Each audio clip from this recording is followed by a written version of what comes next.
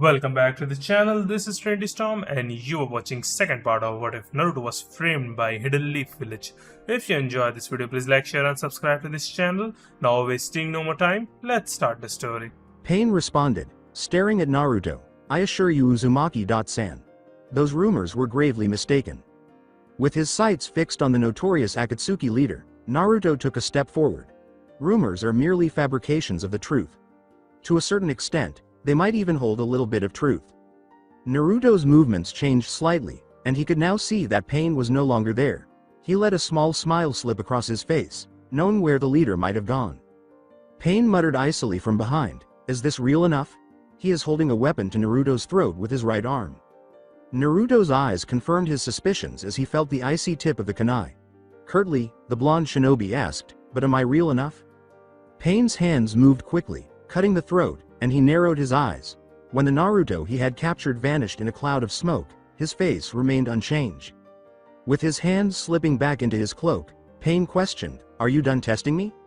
Naruto moved slowly out of the cave's shadows. His expression was stoic as he looked at Pain. "I wanted to see your skills with my own eyes.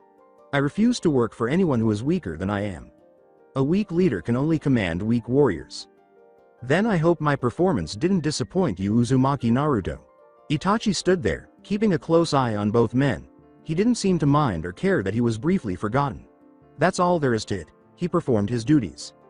Itachi sensed the killer intent growing as the two men kept glaring at one another. The amount of killing intent released caused his body to twitch unconsciously. He had never felt so strongly in his life. In addition to being inexplicable, it excited him. The adrenaline was pumping through his veins. "Uzumaki Naruto, you will be my stepping stone." Itachi's face broke into a tiny, menacing smile that grew larger by the second. Two men were standing here, scowling at one another. The 5 great ninja villages classified two men as extremely dangerous. Legends among legends, they are. Many people are terrified by their names. Each possessed the ability to alter history at some point. As their brief exchange of looks came to an end, Pain said, "Come Uzumaki Naruto. We have some matters to discuss." After turning around, he vanished, leaving Naruto and Itachi in his wake. Naruto's expression was one of dissatisfaction as he looked around. He complained, "Where's the freaking door?" Itachi just pointed the blonde in the proper direction in response. Yamanaka flower shop in Konoha. While Konoha experienced a cloudy day, someone else was unaffected by the weather. Not even close. When Ino Yamanaka waltzed around her flower shop, she was beaming. She inhaled the sweet scents of the various flowers she picked up. It was the best feeling Ino had ever had. She could feel her problems dissipating as she kept dancing around the flower shop. She sprayed the flowers with water, giving them a fresh appearance, and a smile tugged at her lips. Once, she heard an elder talk about flowers and their inherent beauty. Flowers were created to show the beauty instead of the world's sins. Although she didn't understand what the old geezer was saying at the time, she has since taken it seriously. This world had seen far too much needless killing. She picked up a few white lilies and carried them to the counter, grinning. Ino hummed a tune her father had taught her when she was 5 years old while she worked. She was mired in the past, savoring the times she no longer had, while her friends were out accomplishing missions and going about their lives. It had nothing to do with her unwillingness to move on. The reason for this was that there was nothing to progress to. She took her sweet time and was happy to simply be in the moment. Ino was startled out of her reverie by a sudden chime, which informed her that someone was in her shop. She was shocked to see a very familiar face when she looked up. "Shikamaru." Ino called out to her longtime companion. Since they returned from that mission, she hasn't seen him. "What are you doing here?" Shikamaru gave a low laugh. "No reason, I was just passing by." After giving him a strange look, Ino returned her attention to her flowers. Shikamaru dismissed the glance and kept observing. He sat down next to the counter and silently observed. Every time Ino picks up a flower, her eyes seem to light up. The Nara murmured, "You seem different." Without raising her gaze, she answered, "People change Shika. Some for the better, some for the worst. All the things that happened to me recently were like a sign, telling me to be more observant and not take life for granted. It makes me sad on how kids these days don't realize what a dangerous job they're getting into." "Wow Ino, that's pretty deep. So how are you doing?" The answer from Ino was, "I'm fine." Before Ino could elaborate further, the door's chime abruptly rang once more, indicating that a new customer had entered her store. A loud voice yelled, "Excuse me, Is there anyone here? To welcome her customer, Ino moved out from behind the counter and into the open. She didn't know this young man, but she had a strong feeling that she knew him. Hello. What can I get for you today? She asked. She recognized the wild brunette hair and his face as belonging to someone she knew well. The little boy looked around, looking for something. The boy gestured with his hands to describe the woman, saying, I'm looking for an Ino Yamanaka. She's about this tall and has blonde hair. That's me. What can I do for you? The young man smiled broadly. I heard you ran into my Nissan. Ino looked at him bewildered. Nissan? I'm afraid you got your facts messed up. I don't even know who your Nissan is, let alone who you are. Oh, that's right. You only met me once when Uncle Asuma introduced me to his team. My name is Sarutobi Konohamaru and I believe you ran into Naruto. Nissan. Ino's mouth fell open. It was unbelievable to her. Did Asuma Sensei introduce them to this brat all those years ago as a young, arrogant boy? It was unbelievable to her. He did remind her of her sensei, she thought as she glanced at him. Ino nearly yelled, wait a minute. Naruto is your Nissan? It was unbelievable to her. Naruto, the rank SS ninja, is called his Nissan by this boy, the heir to the Sarutobi clan. She screamed, are you shitting me? Konohamaru's eyes narrowed. Naruto. Nissan isn't a bad man. He hasn't done anything wrong. Not done anything wrong? He killed. Ino held up her hand and began counting off, stating facts as they occurred to her. Shikamaru said, his tone shifting from his usual slackish one to a more serious one. Ino, drop it. The Nara waved, yo Konohamaru. Konohamaru waved back, yo. Didn't see you here Shikamaru, prior to Ino's protest. Shikamaru raised his voice. Ino, have you ever known Naruto personally? Ino opened her mouth, then shut it again. She was at a loss for words. No, she shook her head in response. Shikamaru went on, attempting to make his point. Ino shook her head once more when asked if she had ever hung out with Naruto. Then don't judge people based on who they are. Didn't Asuma Sensei teach us that? Even though he is the son of the third Hokage, he never rubbed it in our face. He taught us to learn both sides of the story before judging. We are ninjas. We must look underneath the underneath. Perplexed, Ino stood there. Shikamaru has never given her a lecture like this before. He has described her as problematic and so forth, but he has never given her a lecture. He had better have a valid excuse for making her feel so embarrassed. Naruto and Asuma Sensei are two completely different people. Ino sighed. Asuma Sensei would have never betrayed us. He would never think about killing people he cared about. Ino, have you ever known Naruto to the point where he was more than just a hyperactive brat? Ino tightened her jaw. Shikamaru was aware of her response. He didn't have to ask these fucking questions anymore. Shikamaru's intelligence is a curse. Why does he always highlight things with logic? Konohamaru responded firmly, Naruto. Nissan has my respect even though he is a wanted man. He thought of Naruto as his older brother, someone who recognized him not by his name but for who he was on the inside. Yeah okay brat. Just try saying that when he's holding a kunai to your throat, Ino replied. She was about to leave when Shikamaru intervened. Sit down and get ready for a story. With no other option, Ino grudgingly conceded. While half of her was still angry about Naruto's actions, the other half found him fascinating. She was aware that this was actually a blessing. Base Akatsuki sitting on a chair that vaguely resembled a throne, Pain maintained his stoic expression while saying, I have a job for you. He was waiting for Naruto to enter the room with his hands folded on his lap. You're not one for subtleties, are you, Pain? Pain said, neither are you. Naruto pointedly questioned, so what do you want of me? Pain narrowed his eyes and lowered his head a little. He said cryptically, heart of the waterfall. His voice was devoid of any trace of anger or teasing. Only the dead man's voice. A stone that is said to grant its user immeasurable power at a cost. The stone would ultimately merge itself with the user before taking their life. It was rumored to be a story, a myth that arose during the First Civil War in Tsuchikage. Naruto cocked his head slightly. What does the leader of Akatsuki, whose members are on par with a village cage, want with a useless stone? Pain remained silent. His only physical reaction was to briefly close his eyes. His Rinnegan gave the Jinchuriki a ferocious glare as they reopened. That is none of your concern, Uzumaki. If you wish to join us, you will retrieve the stone within a week. Consider this a test. If you fail, do not bother to come back. I have no need for weaklings in my organization. Pain replied sternly. Naruto expressed his displeasure to Pain with a little growl. You worry too much about the little things, Pain. It is I who should be judging you, remember that. Before vanishing from the cave, Naruto gave it one final glance. His once drab crystal blue eyes were now blazing with a raging fire as he made his way towards Tsuchikage. I'll show you, Pain. I'll show everyone that Uzumaki Naruto is not someone who they should look down upon. Returning to the cave, Itachi bowed as he entered the room and said, Pain Sama, is it wise to send Uzumaki to complete this mission? That is none of your concern, Itachi. Follow him and make sure he doesn't do anything rash that would upset the mission. Itachi bowed again and walked out of the room, saying, Hi Pain Sama. Pain felt Itachi leave the cave, and a tiny smile came to his lips.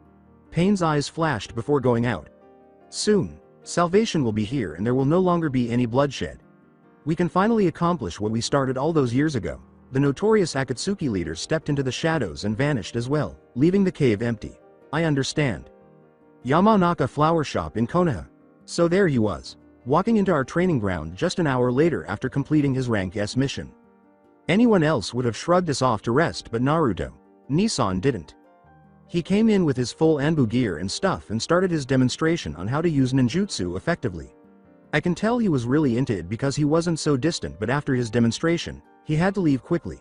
Something about reporting back to the old hag. Konohamaru began mimicking his older brother from that day but did not succeed. Ino laughed despite his inability to make the correct facial expression. It was Ino who muttered aloud, who would have thought that Naruto actually cares about anyone besides himself? Well, 2 months ago, we were returning from a mission in Ino. There was this one time.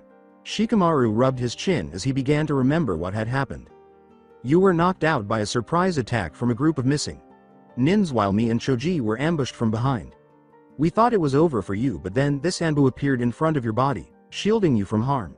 Before we could get over there, the missing nins in his area were dead within a second.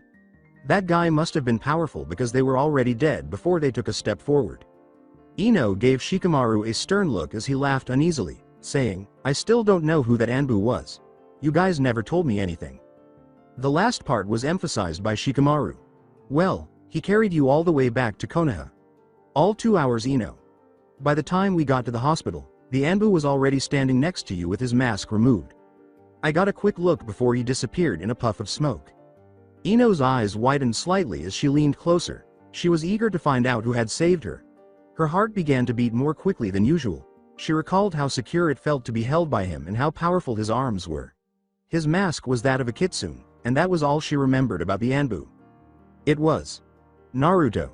Shikamaru gazed at her, taken aback by her response. Why would you say that, Ino?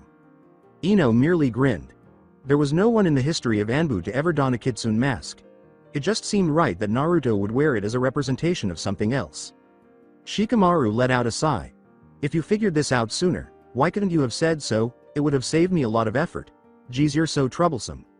After giving Shikamaru a charming smile, Ino gave him a back of the head slap.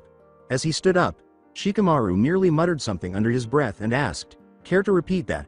Threatened. What did you say? Ino asked. Konohamaru said, he said troublesome woman. Shikamaru gave him a death glare, but he sensed Ino's approach. Ino had no target when Shikamaru swiftly vanished, saying, I'll get you later, Konohamaru. After saying, so Konohamaru, Ino turned to face the boy. What is it about Naruto that you consider him a brother? She received a smile from the youthful Sarutobi. We shared the same dream of becoming Hokage. Even though he no longer has that dream, I will become Hokage for him. Ino let out a sigh. Maybe you should give up on Naruto, Konohamaru. He's nothing but a cold-blooded killer. Associating yourself with him will get you nowhere. She was shocked by the subsequent words that Konohamaru uttered. She knew she touched a nerve when the boy's mood abruptly changed. She was unaware that Naruto was highly regarded in Konohamaru. The result was a furious Sarutobi Konohamaru. The way his desire to kill came through was terrifying. She swore that she saw the Sandaime standing directly behind the boy for a minute. Watch what you say, you old hag. He might be a cold-blooded killer, but it was because of you in this village that turned him this way.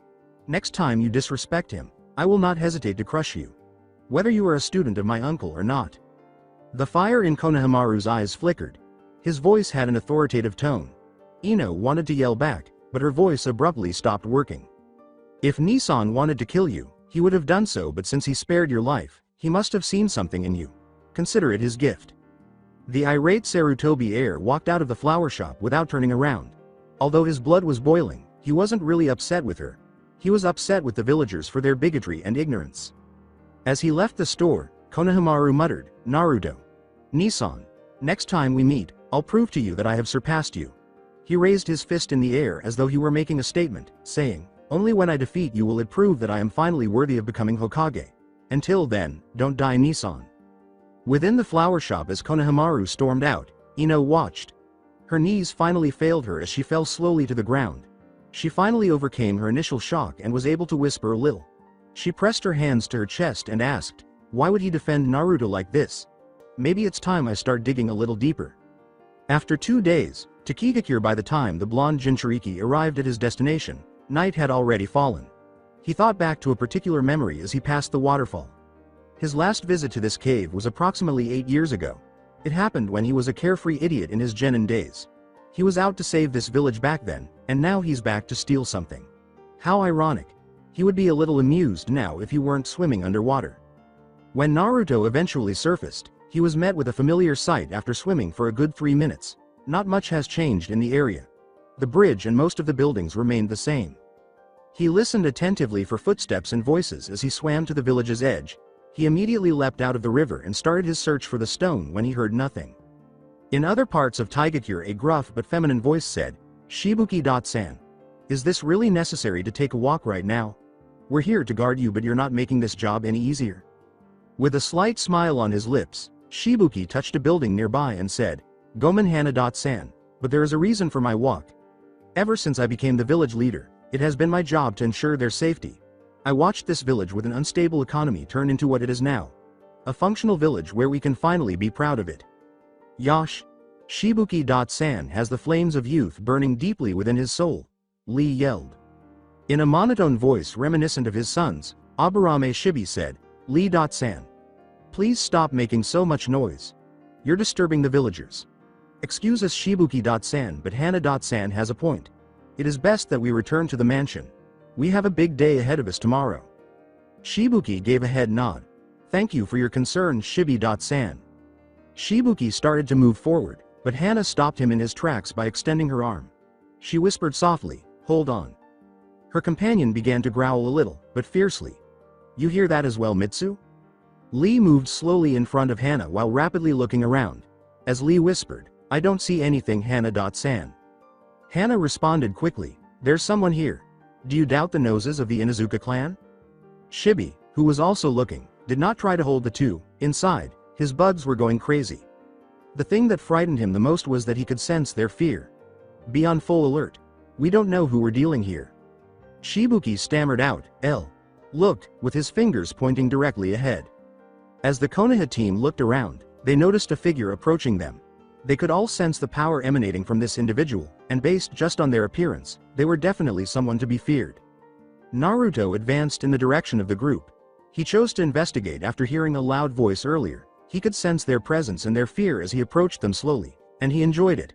He waited to see what these idiots would do, keeping his hands inside his brown cloak. Hana said, "What do we do, Shibi-san?" But Lee interrupted the Aburame before he could respond. "We will defeat this enemy with our flames of youth." Hana snarled, "Lee, do you not see how strong this person is? All the better to fight.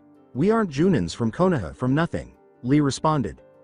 The group chose to follow Lee's advice and held their ground. It was impossible for them to lose with the Aburame clan's leader and Konoha's second best taijutsu expert present. The Konoha ninjas were on high alert when the hooded figure appeared. Lee asked bluntly, "What are you doing out so late, stranger?" His question went unanswered by Naruto, who was secretly grinning. Slowly, he gestured toward Rock Lee. Rock Lee, age 21. Junin. Second best taijutsu specialist in Konoha. Past team members were Hyuga Neji and Tenten under the guidance of Maeda Gai, the leading taijutsu specialist in Konoha. Naruto then gestured to Hana with his finger. Inuzuka Hana, age 26. A low-level Junin rank from Konoha who works as a vet in her spare time. You and your companion, Mitsu, were once known as the Shining Flower because of your combined techniques.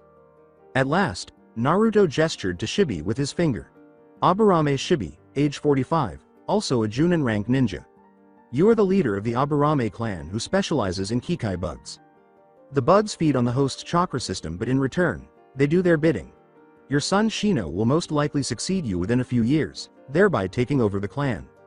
Naruto couldn't help but notice that the man in the center was holding his chest unconsciously as he observed their shocked expression. Shibuki-san, the leader of this village, once drank from the famous hero water to defeat his old sensei Suin. Who are you? Inquired Shibuki. How do you know so much about us? Have we met before?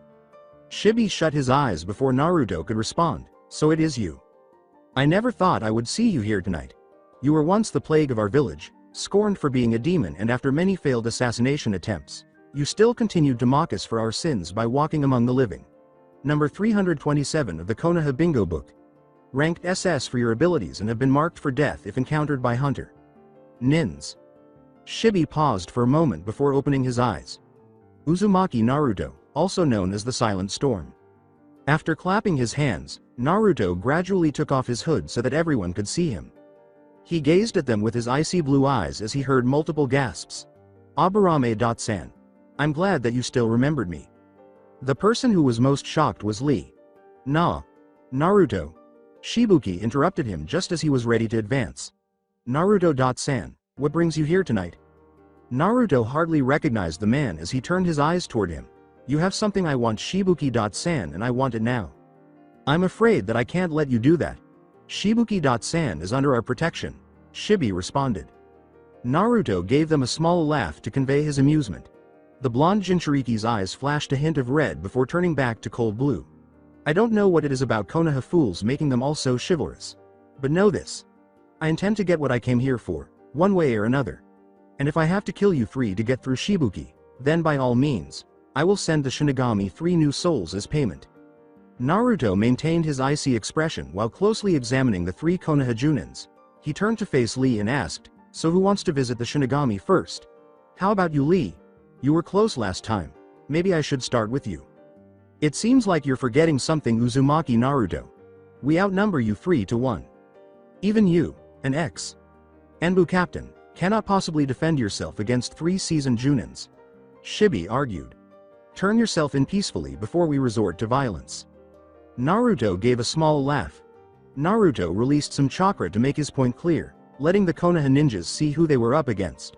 An ex-Enbu captain? You're comparing me to that? My old position? That was ages ago. I'm way beyond that level now. Small dust particles were blown away as Naruto released a gust of wind. To protect himself from the dust, Shibi held his hand just above his face. Apparently they made a mistake. Tonight, a serious mistake. He caught a glimpse of Hana's left hand trembling out of the corner of his eye. It was undoubtedly a bad sign. He would require all the manpower and advantages he could generate if they were to emerge from this battle victorious. Additionally, when he casually introduced Naruto, he obviously left out something important. For all ninjas, it was a warning. The bolded text was a warning. The first goal is to flee if the target is spotted. Ninjas are never permitted to approach the subject without the required support. Naruto-kun. Let us stop this nonsense fighting and turn yourself in. When we get back to Konoha, Rock Lee will speak on your behalf personally. Lee grinned at him. Hana gave a snort. She had nothing but respect for the young Junin, even though they were of different ages. Lee. Did you not hear him correctly? I don't think he's here for a personal chat. Personally, I would rather kill him than drag his battered and bruised body back home. It would be a waste of time. He was a ninja who lacked chakra, but he overcame all obstacles to prove to everyone that he was Konoha's top taijutsu expert. Naruto sighed. Ignorant Konoha fools. Don't you know when to shut up? Naruto vanished before their very eyes as the group sensed a change in the night breeze. Where did he go? Yelled Hana. Her voice had a hint of panic in it. She wasn't afraid because they were up against a dangerous ninja. It was the inability of her nose to follow his scent. Come out, you coward. Face us like a man. It reverberated everywhere as Naruto said, Man, I thought I was a demon. Why don't you make up your minds? Shibi extended his arms without comment. Kikai bugs flew out in a swarm and instantly scattered throughout the atmosphere. Shibi's body was tense, readying him for any unexpected attack, but his eyes were hidden behind his dark shades as he looked around. Lee kept scanning the area for Naruto's presence. The group stood there, enjoying the warm wind as a sudden gust of wind blew through the area, but it was a costly mistake. Cuts appeared all over their bodies as soon as the wind passed through them. The sudden cuts caused Hana's eyes to widen. With her hand on her wounds, she muttered, "What the hell?" The voice came from above and said, "You bore me." Lee sprang into action right away, jumping high. Naruto anticipated a solid body when Lee's kick struck him in midair, but to his surprise, it only made contact with air. His eyes grew wide. What? In midair, he twisted rapidly, his gaze looking for any other place. Behind Hana, he noticed the slight movement of a brown cloak. "Hana, behind you," exclaimed Lee. After hearing her teammate's warning, Hana was paralyzed by fear. From behind her, Naruto's icy voice murmured, "Do you fear death?" He appeared to be holding something with his hands close to her throat. She managed to stammer out, Lee." Her voice was barely audible above a whisper, "Help me." In her position, she felt powerless. She knew this was a fatal error on her part and was shocked that she had allowed herself to be captured in this way. She saw Mitsu snarling ferociously while holding his ground. Naruto persisted in taunting her, asking, "Where's your cocky attitude now? Where's that rambunctious girl from before?" His eyes were not on her, despite the fact that he had his hand close to her throat. Their attention was on Lee.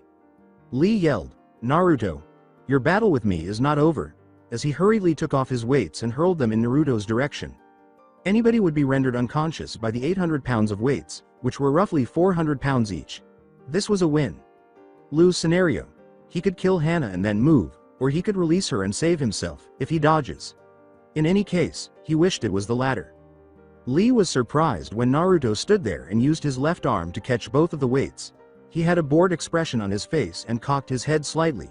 "Is this all you wear?" With a startled expression on her face, Lee hurried in with the intention of releasing Hana from Naruto's grip.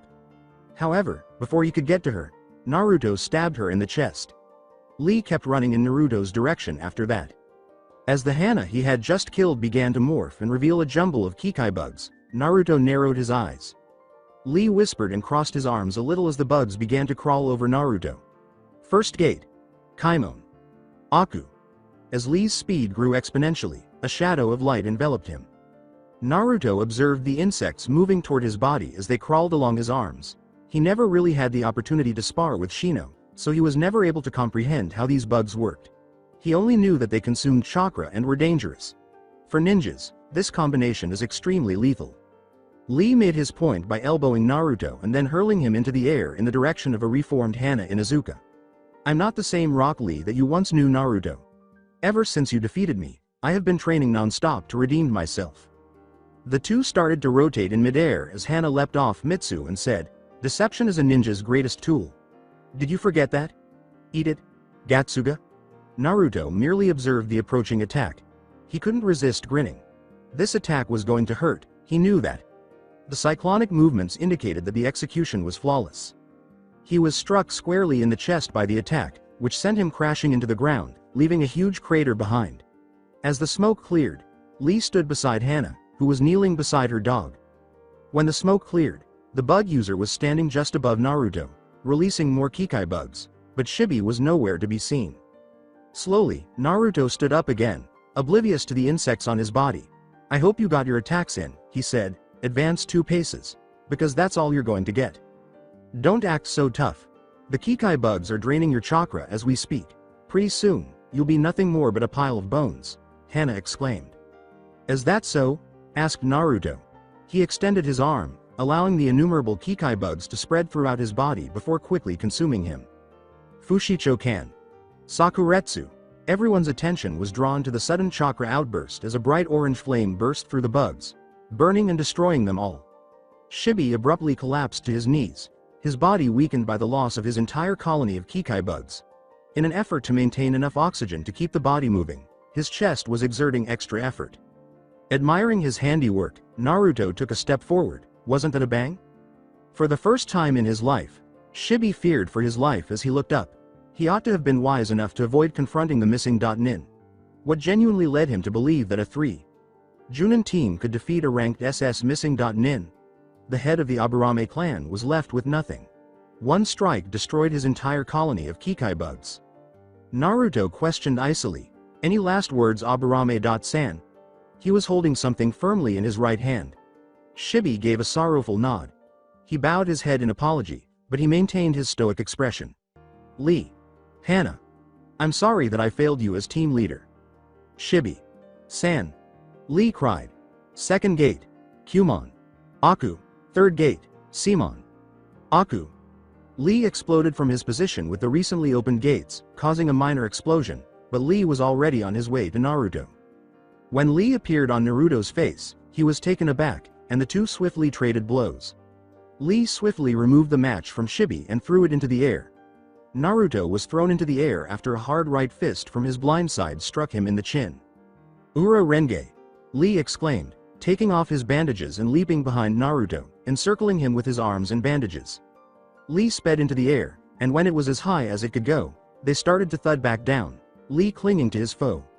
As Lee fought to stand up, his body aching for sleep, the outcome created another earth shattering crater. Before the young ninja could move another step, Shibi grabbed him. Shibi's words, "Thank you, Lee," appeared to make Lee smile a little, but as Shibi pushed him away, his smile quickly turned to shock. Blood spurted across Lee's face, causing him to stagger backwards. The invisible weapon Naruto had been holding was now covered in blood as he stood behind Shibi. The Aburame's blood. With tears streaming down her cheeks, Hana fell to her knees and covered her mouth with her hands. In a chilly monotone, Naruto said, "And then there were two. He just eliminated one of the most formidable ninjas there, but he is unfazed." Wondering what they would do, his gaze flitted to his next victim. Naruto. Lee slammed his fist to the floor and screamed. From behind Lee, Naruto murmured, "Looks like you just won yourself a ticket to join your friend Lee." Naruto easily blocked Lee's roundhouse kick with one arm after Lee used the other to push himself off the ground. Lee continued after that. When Naruto blocked the kick, he twisted his body and punched Naruto in the stomach. There was no response, but the punch did connect. Lee was shocked to see that the punch he had given with all of his strength had no effect. As Lee was falling, he saw Naruto pull his arm back before launching a feint that struck Lee's face and sent him back into Hana. "That's not a punch, Lee. This is." Pulling himself away from his teammate, the young taijutsu expert moaned. He said, "Are you okay?" Hana gathered herself and simply nodded. In addition to the ringing in her head, one of her teammates had passed away. What hope did Aburame, Shibi and Naruto have if they couldn't defeat each other? Before it briefly subsided, a scream that was icy cold reverberated throughout the village. There was soon a faint whimpering sound. Shibuki-san. Both of them acknowledged that they had neglected to provide protection for the client. They hurried to Shibuki right away, but it was already too late. The scene they saw when they got there was too graphic. Shibuki was lying there lifeless, his body completely disfigured. The head was separated from both the legs and the neck. Apparently, Naruto did not want Shibuki to flee. "Monster!" exclaimed Hana. "How could you?" With a slow turn, Naruto's icy cerulean blue eyes disappeared. Now it was a rich scarlet. "Monster?" Naruto questioned, holding his prize aloft. "I'm a monster?" The air was soon filled with a chilly, cynical laugh. "What makes you better than me, Inuzuka Hana? Is it because you don't have the Kyuubi seal inside of you? Is it because you grew up like a normal child while I had nothing? You're not even human. Humans would never commit acts like what you just done," Hana grumbled. "Am I not flesh and bone like you? Do I not have a heart like everyone else? You were part of the generation that knew something about me. I was just an innocent newborn that happened to have been selected to become the jailer of the mighty Kyuubi by your late Yondaime. He wanted me to be raised as a hero, but instead, I was raised as a scapegoat." Hana spat venomously. "We should have killed you the day you learned to walk, demon. It was because of you that we suffered like this, plaguing our memories and disgracing the dead by living. I thought demons had respect, but just seeing you here makes me want to puke." Naruto did not try to refute her assertion, but that did not mean he had to remain here and hear someone lecture him about his behavior. Instead, Naruto glared at Hana, freezing her and Lee in place as he ran in their direction. The blade of wind, which had been nearly invisible, now fully visible because of Shibuki and Shibi's blood. With the intention of cutting the Konoha ninjas in two, Naruto lifted his right arm a little. One of the Himaru brothers, Mitsu, jumped in front of his master and began to growl ferociously just as he was about to lower his weapon. Naruto continued, sneering at the attempt. The sword now came down with full force as his body jumped in front of the dog and twisted in midair. Hana looked on helplessly as the sword drew nearer. She waited for the pain to arrive while closing her eyes.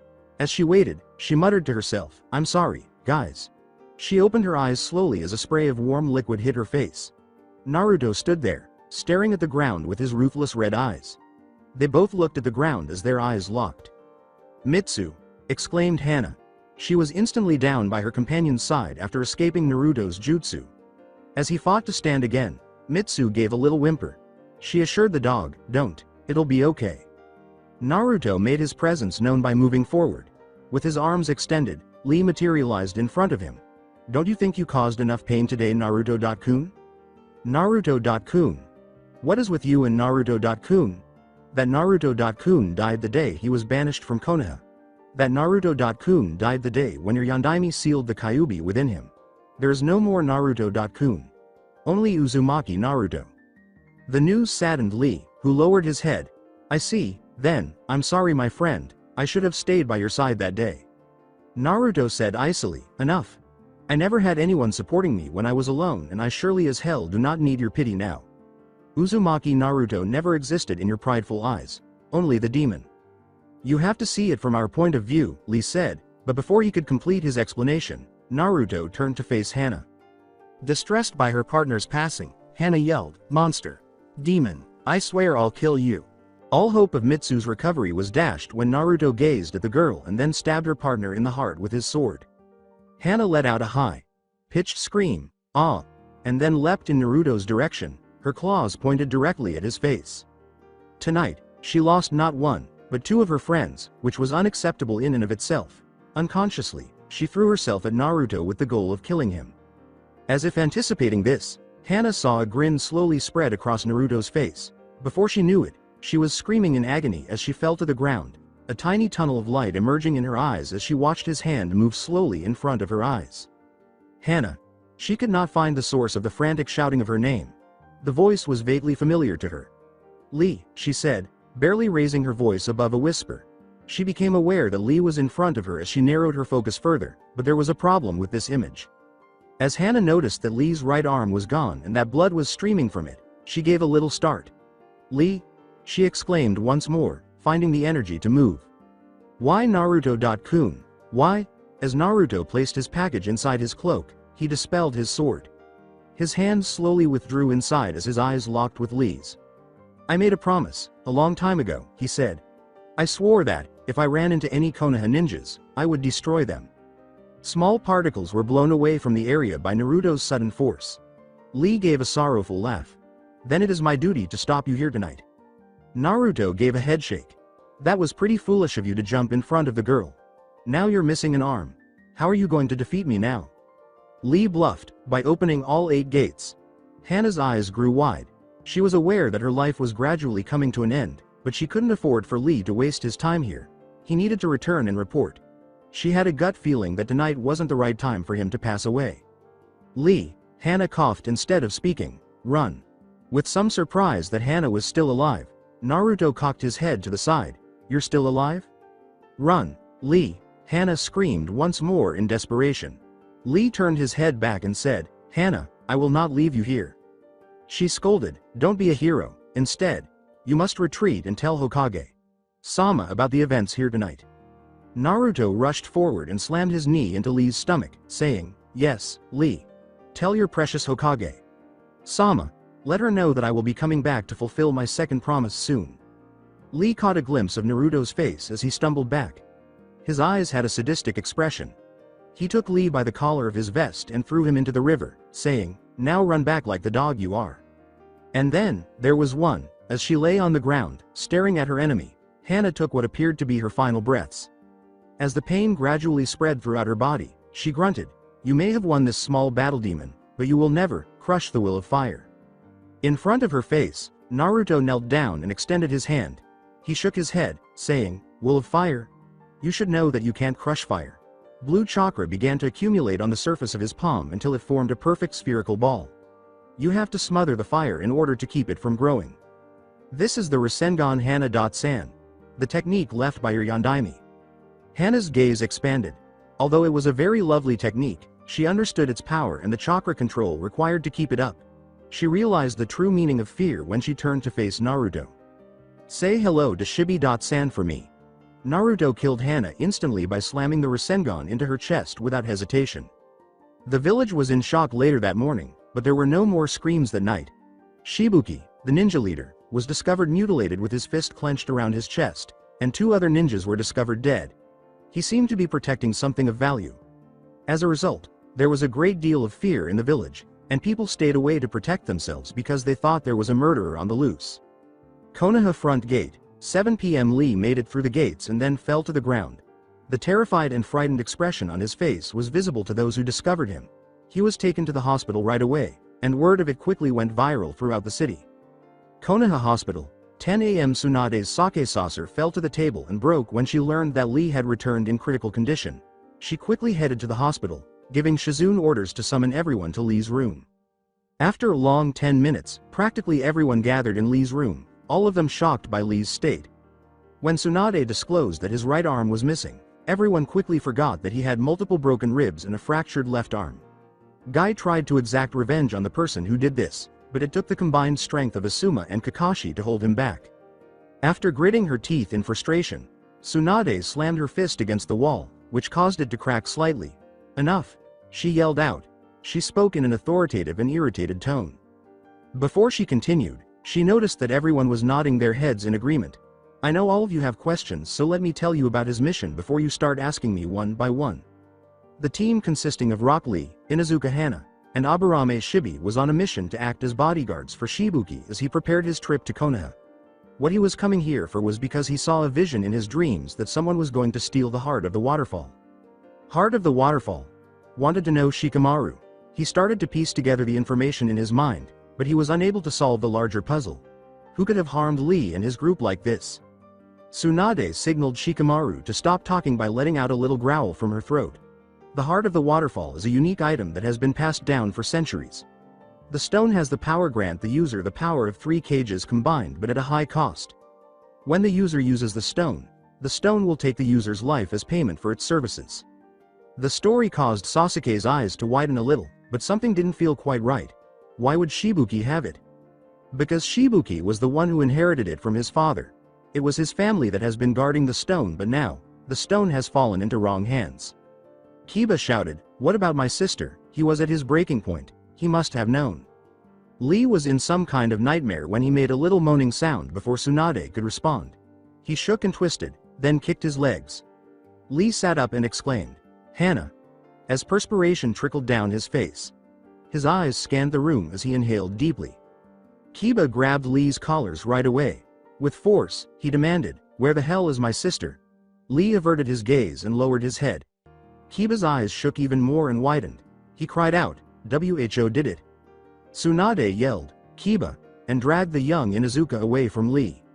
Tenten offered a cup of water, and Lee sat there looking somewhat hollow-eyed and emotionless. "Here, Lee," Tenten said. "Lee?"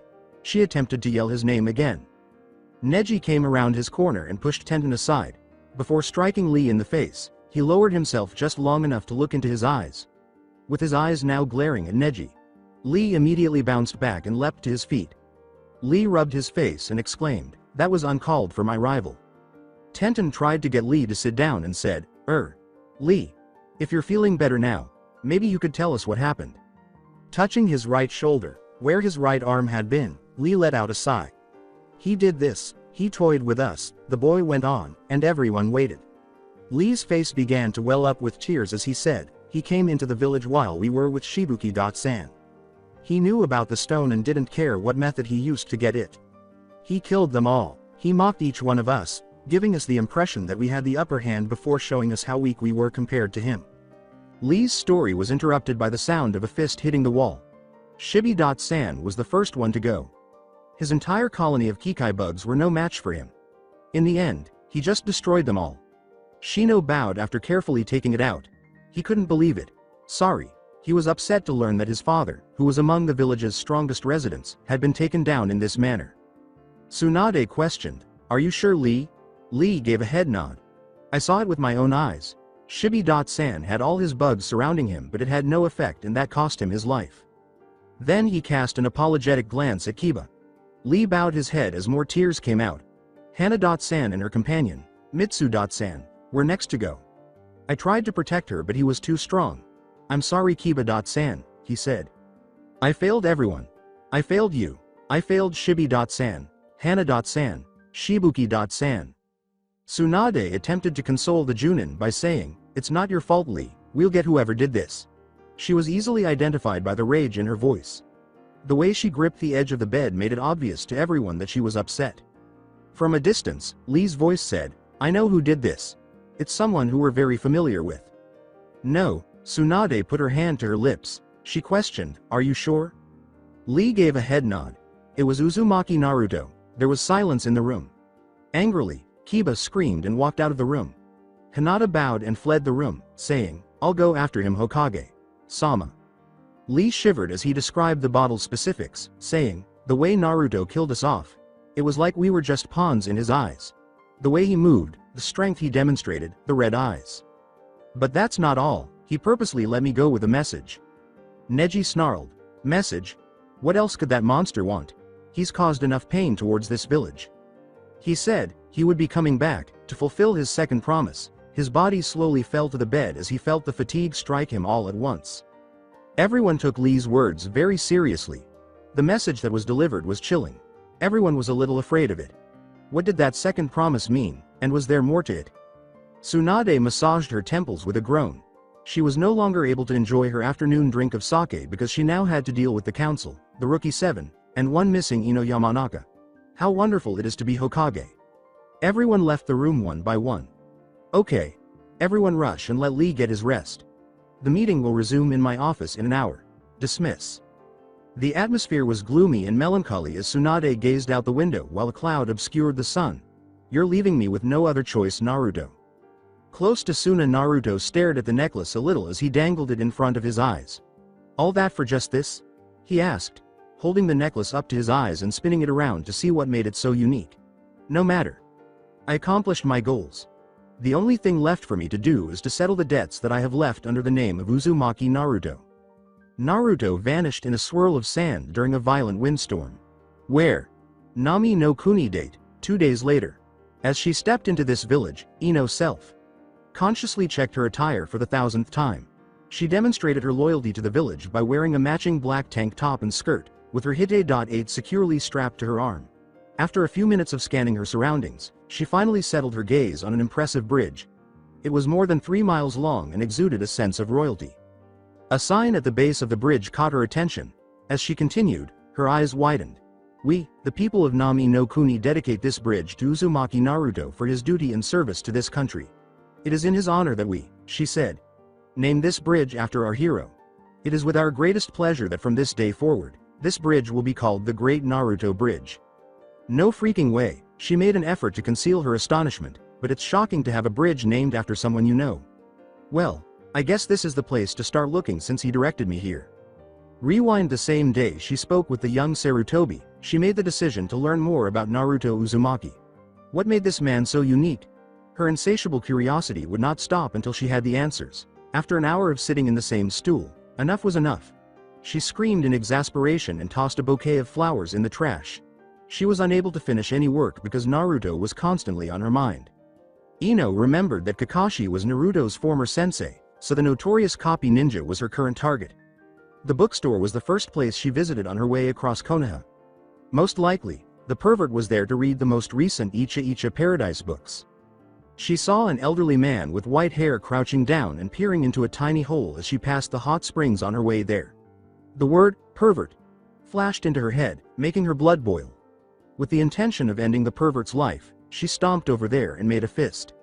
She could hear giggling and scrawling as she approached. Determined to permanently cripple this man, she shook her head angrily. She was a woman herself, and she detested perverts. "Hey you!" With a glare of rage in her eyes, Ino seized the man by the shoulders and whirled him around.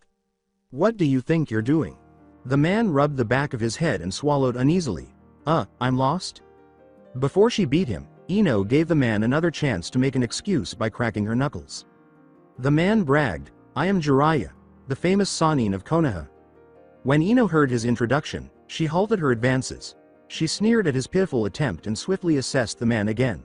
"Really now? The Jiraiya of the Sannin that I know isn't a pervert." The man grinned. "Of course not. I am a super pervert." Ino let out a sigh. This man was either very foolish or very confident in his ninja abilities. "I don't suppose you know where Hitaki Kakashi is, would you?" This man would know others if he was a pervert. Perverts, she was certain, had their own networks and communication channels. Jiraiya said, "Sure do." He gestured toward a tree above and carried on with his snooping mission. Ino followed the finger's path and examined the tree intently. "Kakashi," was her exclamation.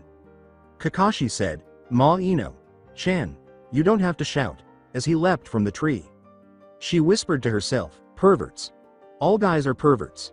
She saw Kakashi approach her while carrying an orange book. He didn't even bother to hide the book, and she rolled her eyes. "I need some information." Then Jiraiya laughed, "Don't we all? I want to know some information about your former student." Without taking his eyes off the book, Kakashi replied, "I don't know where Sasuke is Ino-chan. He should be in Konoha somewhere." "Not him. Your other former student, Sakura. She's working in the hospital." Ino clenched her jaw, preventing herself from slashing out at this man. "I mean your last student, Uzumaki Naruto." "Ah, Naruto," Kakashi said, looking up sorrowfully. "He's not here. Did you not remember what happened?" Once more, Ino resisted attacking the Junin. "We're all of us fools today." With a dangerous tone, she said, "I know that, Kakashi. I recall that you took them on their first C-rank mission outside Konoha. Where did you take them?" Jiraiya said, "Nami no Kuni. If you hurry, you might still catch him there." Both Ino and Kakashi gave Jiraiya startled looks. Jiraiya brushed the glance aside and got to her feet. He vanished in a cloud of smoke, leaving the two ninjas in disbelief. "Unlike some people, I actually like my pupils. I keep in contact with my student on a regular basis." End of flashback. After completing her journey across the bridge, Ino surveyed the town. Konoha was not like this. Individuals were bustling about with bundles of goods, and business was booming. Kids of all ages were having a good time in the streets this afternoon. Looking around, Ino asked herself, if I were Naruto, where would I go? Maybe I should ask around." Ino gently asked an elderly woman, "Ah, excuse me, miss." The woman merely grinned and continued. Ino made another attempt, saying, "Hey, excuse me, sir." With a curious expression on his face, the man paused and turned to face Ino. "Yes?" he inquired in a manly manner. "Anyo," Ino stammered due to the scene in front of her. The man had a chisel face and wild black hair. It seemed as though he was looking directly into her soul with his brilliant brown eyes, which were as sharp as diamonds. She could swear that this man was built like a god after taking a quick look at the rest of him. He repeated, "Can I help you?" she said. Yes, Ino heard herself. She regained her composure quickly before embarrassing herself. "I'm looking for a certain person." His head tipped slightly, and a smirk came to his face. "And why are you looking for this person?" She gave a more impolite response than she meant to. "My reasons are only my own." He replied with a slightly amused expression, "It would be nice if you gave me a name. I can't help you if you don't supply me with any information." "Naruto. Naruto? You might want to check in with the mayor of this village. Tsunade and his family are probably the only ones who knew Uzumaki Naruto the best." After giving Ino one final smile, the man vanished into the crowd, leaving Ino perplexed. "I never told him Naruto's last name." Deep in Konoha, a loud voice boomed through the room, "Report. There is a council meeting later today to discuss the recent events. Shinrei-sama. I expect you to follow the plans soon, Sasuke." Sasuke gave a head nod. "What about Danzo?" The man gave a headshake. "His route is now under your control, Sasuke. Use them wisely." Sasuke merely grinned. "I'll try not to kill them. I want Uzumaki Naruto dead. You do this mission, Sasuke, and I'll guarantee you limitless power. Power beyond your wildest dreams. Even a cage will fear your name." Shinrei replied ominously.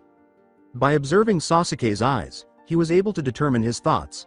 The boy was obsessed with power and would stop at nothing to get it. So be it, if that was the case. Uzumaki Naruto is a wildcard that I will not afford to take any chances with. I want him and all witnesses dead. Do you understand me? Sasuke gave a head nod. "Crystal, then get out of my sight." Kuni no Nami Ino was expecting a hut, or at most a small house, when she first arrived at her designation, but the building in front of her was nothing like what she had expected. A medium-sized, nearly 2-story home that was entirely constructed of bricks stood in front of her. She walked resolutely up to the front steps and knocked on the sturdy door, shaking off her surprise. She whispered, "I hope I didn't get the wrong house." She asked loudly, "Is anyone home?" There was a grumpy voice shouting back, "Keep her shirt on. I'm coming." Ino could hear heavy footsteps approaching from behind the door. She held her breath, picturing the appearance of this Tsunade. That he was some kind of old gentleman type was something she imagined. She sighed and gave a little giggle. The world needs more people like them rather than the egotistical, self-centered men that are currently in it. An old man dressed normally stood there with a slightly irate expression as the door swung open. The man bellowed, "What do you want? Speak up, girlie." Ino's brow moved a little. She assumed he was someone's grandfather after glancing at him. "I'm looking for the mayor of this village, Tsunade-san. I was told that he lived here," Ino replied with politeness. The man nodded his head and let out a belch. "You found him, girlie. What can I do for you?" With a disgusted expression on her face, Ino took a step back. She stumbled and said, "You're Tsunade?"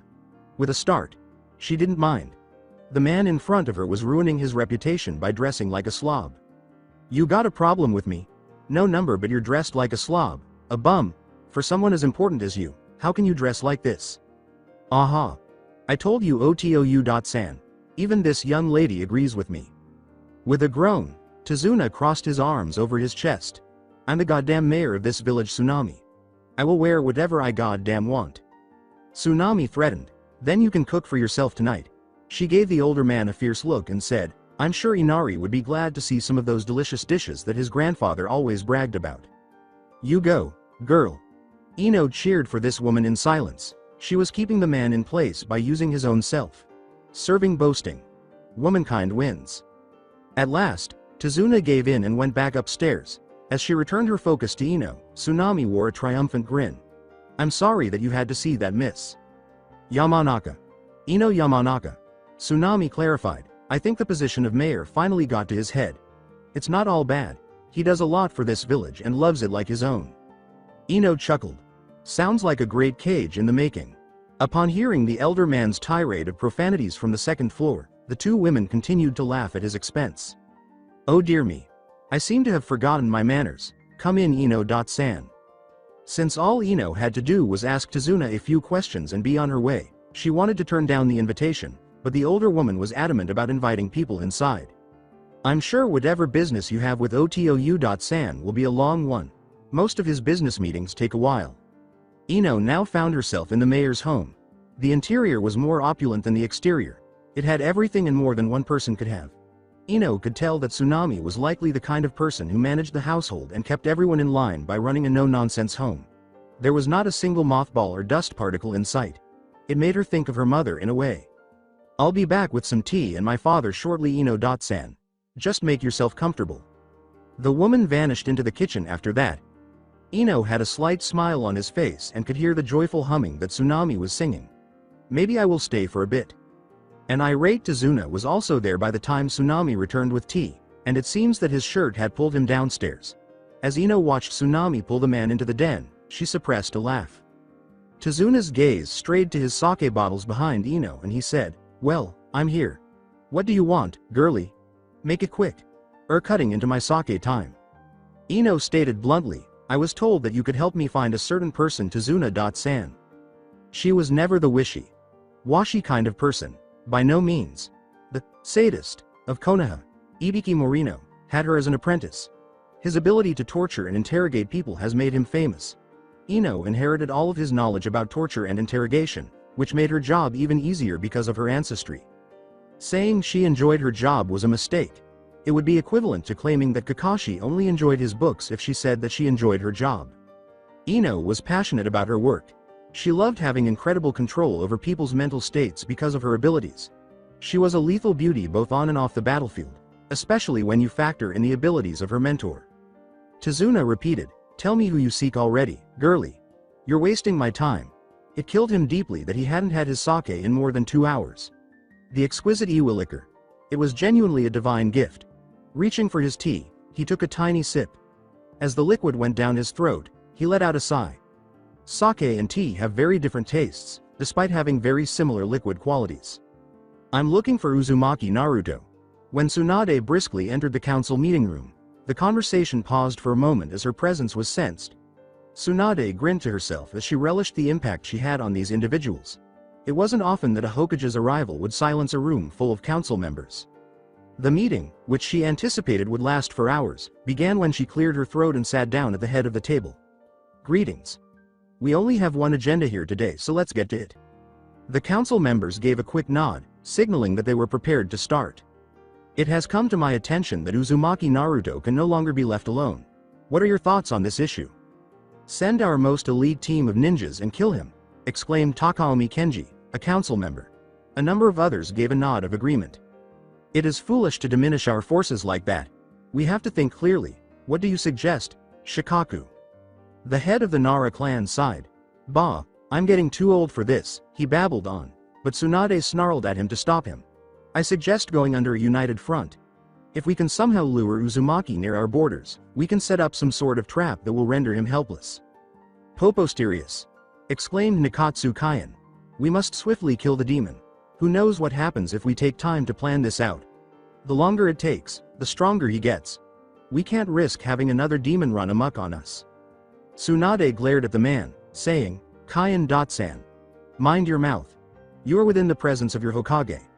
If you dare use that word again, I cannot guarantee your safety within this office. Kaien nodded and closed his mouth sensibly. Hokage. Sama, I agree with Nara-san with creating a plan, but Kaien-san is also correct about acting swiftly. Uzumaki is not growing weaker by each day. He's getting stronger, and this recent event has shown us that he is indeed active and now plotting something big. We need to find out where he is and bait him before it is too late. Heishi spoke out. Uzumaki was last seen in Taigakure, but before that incident, we have no other information. It is imperative that we know everything about him. His traits, his habits, his likes and dislikes. That way, we can think before he can and be there when he will. Tsunade questioned, what can we do about this? She didn't know anything about Naruto, and there was no way to reach him. As if he would ask her for assistance. When he killed 2 of her ninjas without hesitation, he clearly made it clear. Tsunade gave Homura a startled look as he said, we find Jiraiya. You know where he is. Make him tell us. Tsunade chuckled. Even I can't make Jiraiya tell me where Naruto is. How do you think he'll react when we force him? A sudden voice said, then we blackmail him. Plain and simple. Every council member turned their head, but Tsunade was staring at the person who had said it with a startled expression. Uchiha. Sasuke. Base Akatsuki Itachi entered a base that looked all too familiar as he moved slowly. The same statue, the same meeting room, it was becoming cliched. Even for him. This was one of the numerous bases that Akatsuki controls.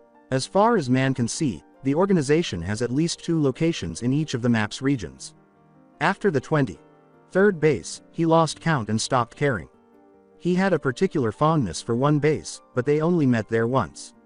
Itachi was so absorbed in his thoughts that he entered the central room without realizing that Pain was waiting for his report with his arms folded. What happened, Itachi? He demanded complete attention in an authoritative voice. Itachi realized that he was standing in front of the leader when it abruptly brought him back to reality. Itachi knelt down in front of Pain swiftly. The boy demonstrated well above Junin abilities. He has successfully retrieved the required item, but he disappeared in Suna. Even my eyes couldn't follow the boy. Pain nodded after taking in the details. Did he use it? If you mean about the Kyuubi, then no. His chakra reserves seem to have doubled from the last time we encountered him. If you also mean the stone, the answer is still no. It would seem that Uzumaki Naruto is a level above the rest. What would you evaluate him as? Pain inquired, somewhat intrigued. He gazed at the elder Uchiha, keeping an eye out for any unexpected movements or ulterior motives. Itachi raised his head and looked directly into the leader's eyes. Itachi pondered for a moment. If I were to compare him to Kisame, I would say his skills are somewhat above his, but his judgment is still lacking. I see. Itachi questioned, why did you ask me to follow him, Pain? Sama. Following someone of Naruto's caliber initially seemed pointless, but Pain never took action unless he had a plan. He observed that the leader had been acting a little strangely lately, but he ignored it. You wouldn't want anything to happen to your new partner, would you? Itachi stumbled. His eyes narrowed. New partner? He asked. I don't need a partner. I'm capable of doing my missions alone. Itachi was shocked when Pain changed his weight and vanished from view. He pressed a kunai directly against Itachi's throat. You dare question me, Uchiha? Your eyes are inferior to mine. I can see things that you keep hidden. I can see your darkest fears. The elder Uchiha was unprepared since Itachi did not anticipate the leader would act in such a severe manner. His eyes narrowed as he felt the cold tip against his own throat. He had been anticipating this opportunity to show off his abilities against the leader, but he chose not to. No, it's not yet time. Before facing the leader, he had to defeat someone else. It was just a question of time. Pain said, slowly taking off the kunai, do you understand Itachi-kun? You were born to follow orders, so follow them without question. Itachi uttered, hi, slowly. Where is Uzumaki now? Unsure whether to make up a lie or repeat it, Itachi froze. The fact that his eyes were unable to follow his movements was a disgrace to himself and his pride. The renowned Kapi Dujutsu, the powerful Sharingan, was unable to follow the movements of the chakra. Simply put, it was unprecedented. He went missing in Suna. When Suna was mentioned, Pain laughed a little. Itachi was frightened by the laughter, which was eerie. I see. You're dismissed, Itachi. We will now wait for Uzumaki to come back to us. Ino anticipated a happy response from Tazuna when she mentioned the name Uzumaki Naruto, with tears streaming down his face and him discussing Naruto as if he were a grandson. Rather than her fantasy, Tazuna lost consciousness and dropped his teacup, shattering it and spilling the steaming liquid all over the place. Ino jumped up and gave a little yelp as the tea touched her skin, attempting to remove the hot liquid.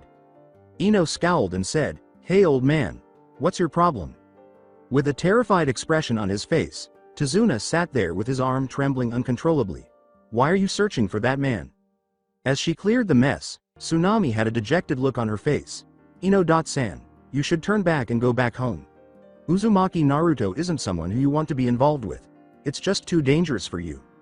Ino gave a snort. I can't turn back now. I need to know something about Naruto. There's something about him that compels me to continue searching for him. Tazuna looked down and at last stopped trembling. While it is true that he was last seen in this village, but it was only for a final goodbye. Final goodbye? What do you mean? I'm afraid he's leaving behind his humanity. Forsaking his humanity. Ino mentally recited the words slowly. How does a person lose their humanity? Simply put, it was not feasible. One of the first things she learned from Ibiki was that, despite their outward appearance, people always have emotions. Anger, surprise, disgust, fear, sadness, and happiness. Although there were more, these 6 fundamental ones served as the basis for the others. Ino asked slowly, why does he need to leave behind his humanity?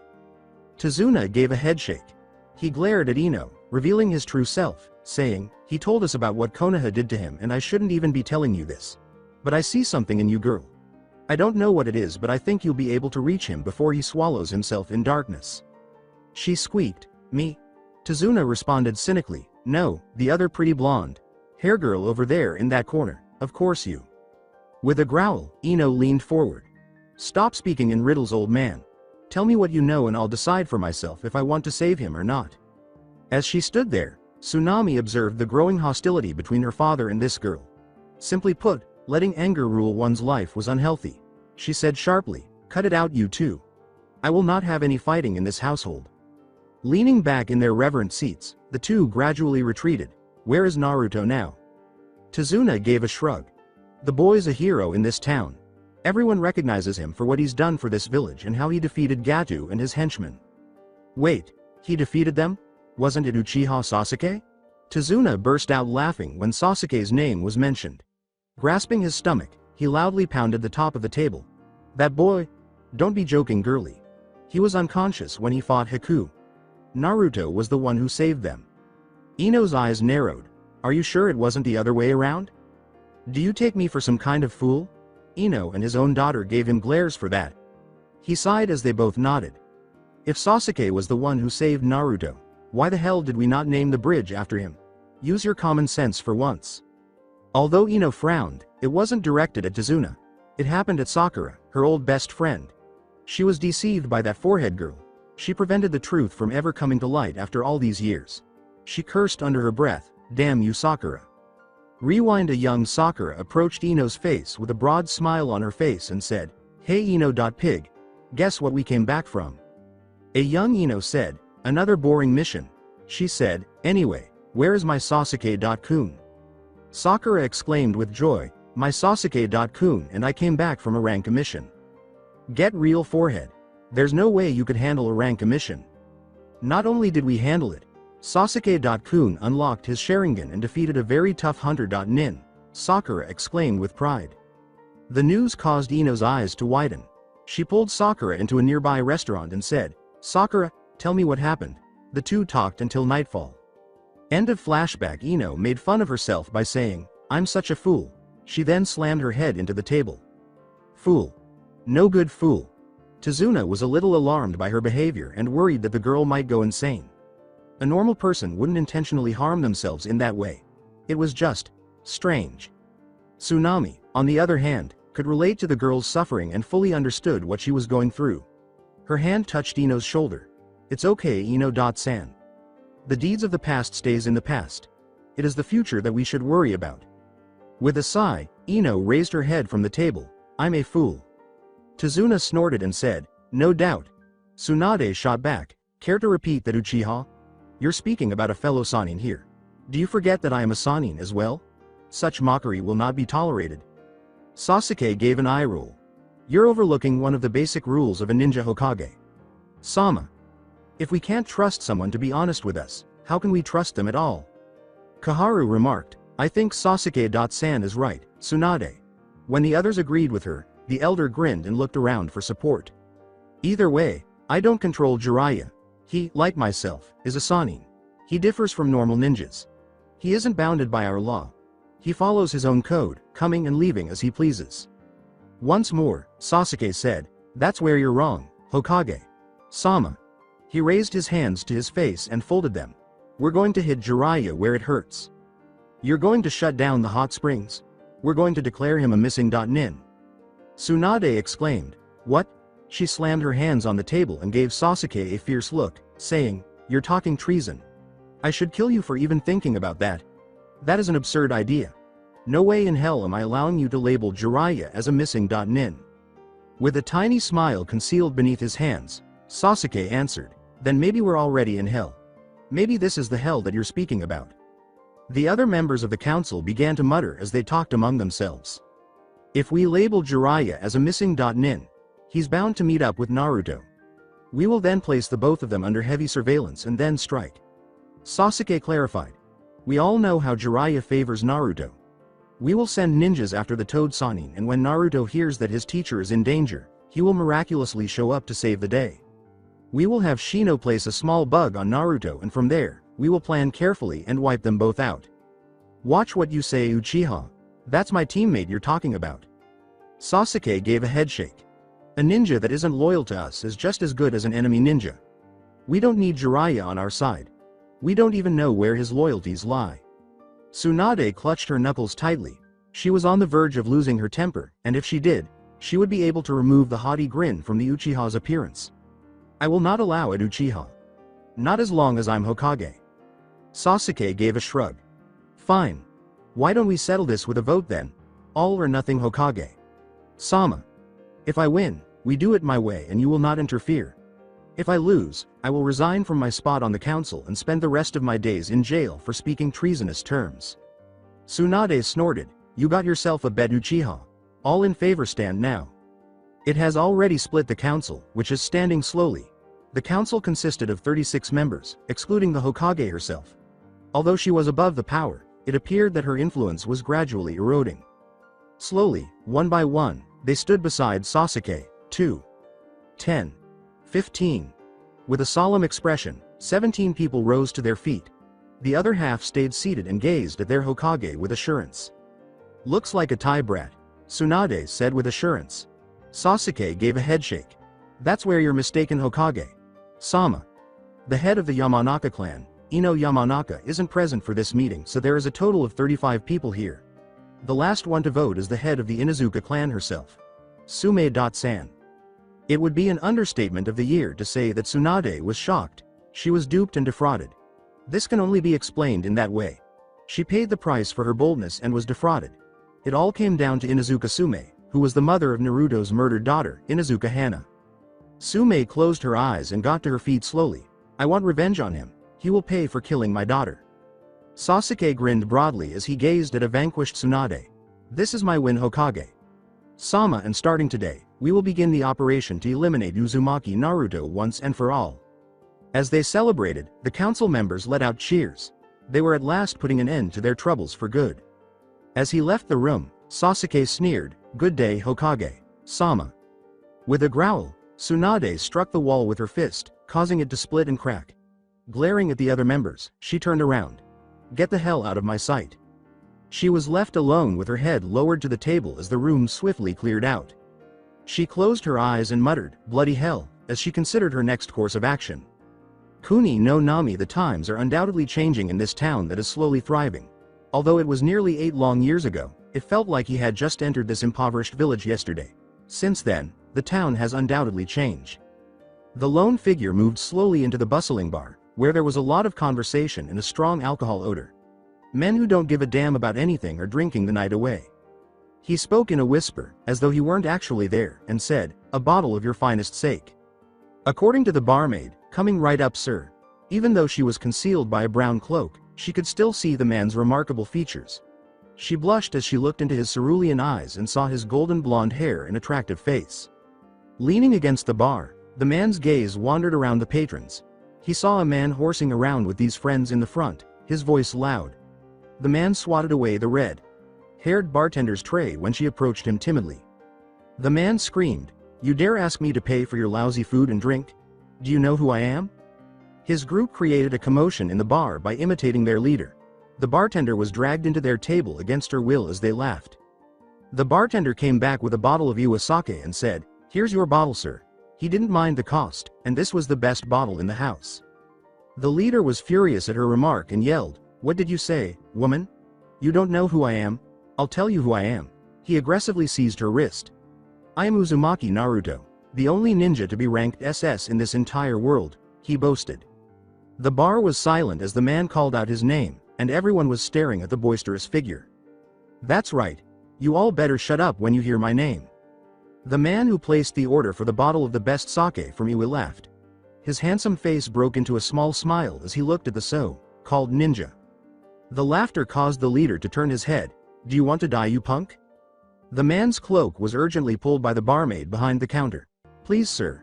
Just apologize and he'll leave you alone."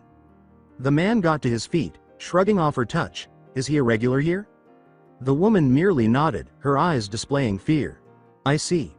The man who was only wearing a cloak pushed himself away from the counter and moved into their small circle. The leader grinned. His boys joined in the laughter and gathered around, demonstrating to everyone what happens when someone messes with them. "Even if you beg for forgiveness, I won't go easy on ya." "So you're Uzumaki Naruto, huh?"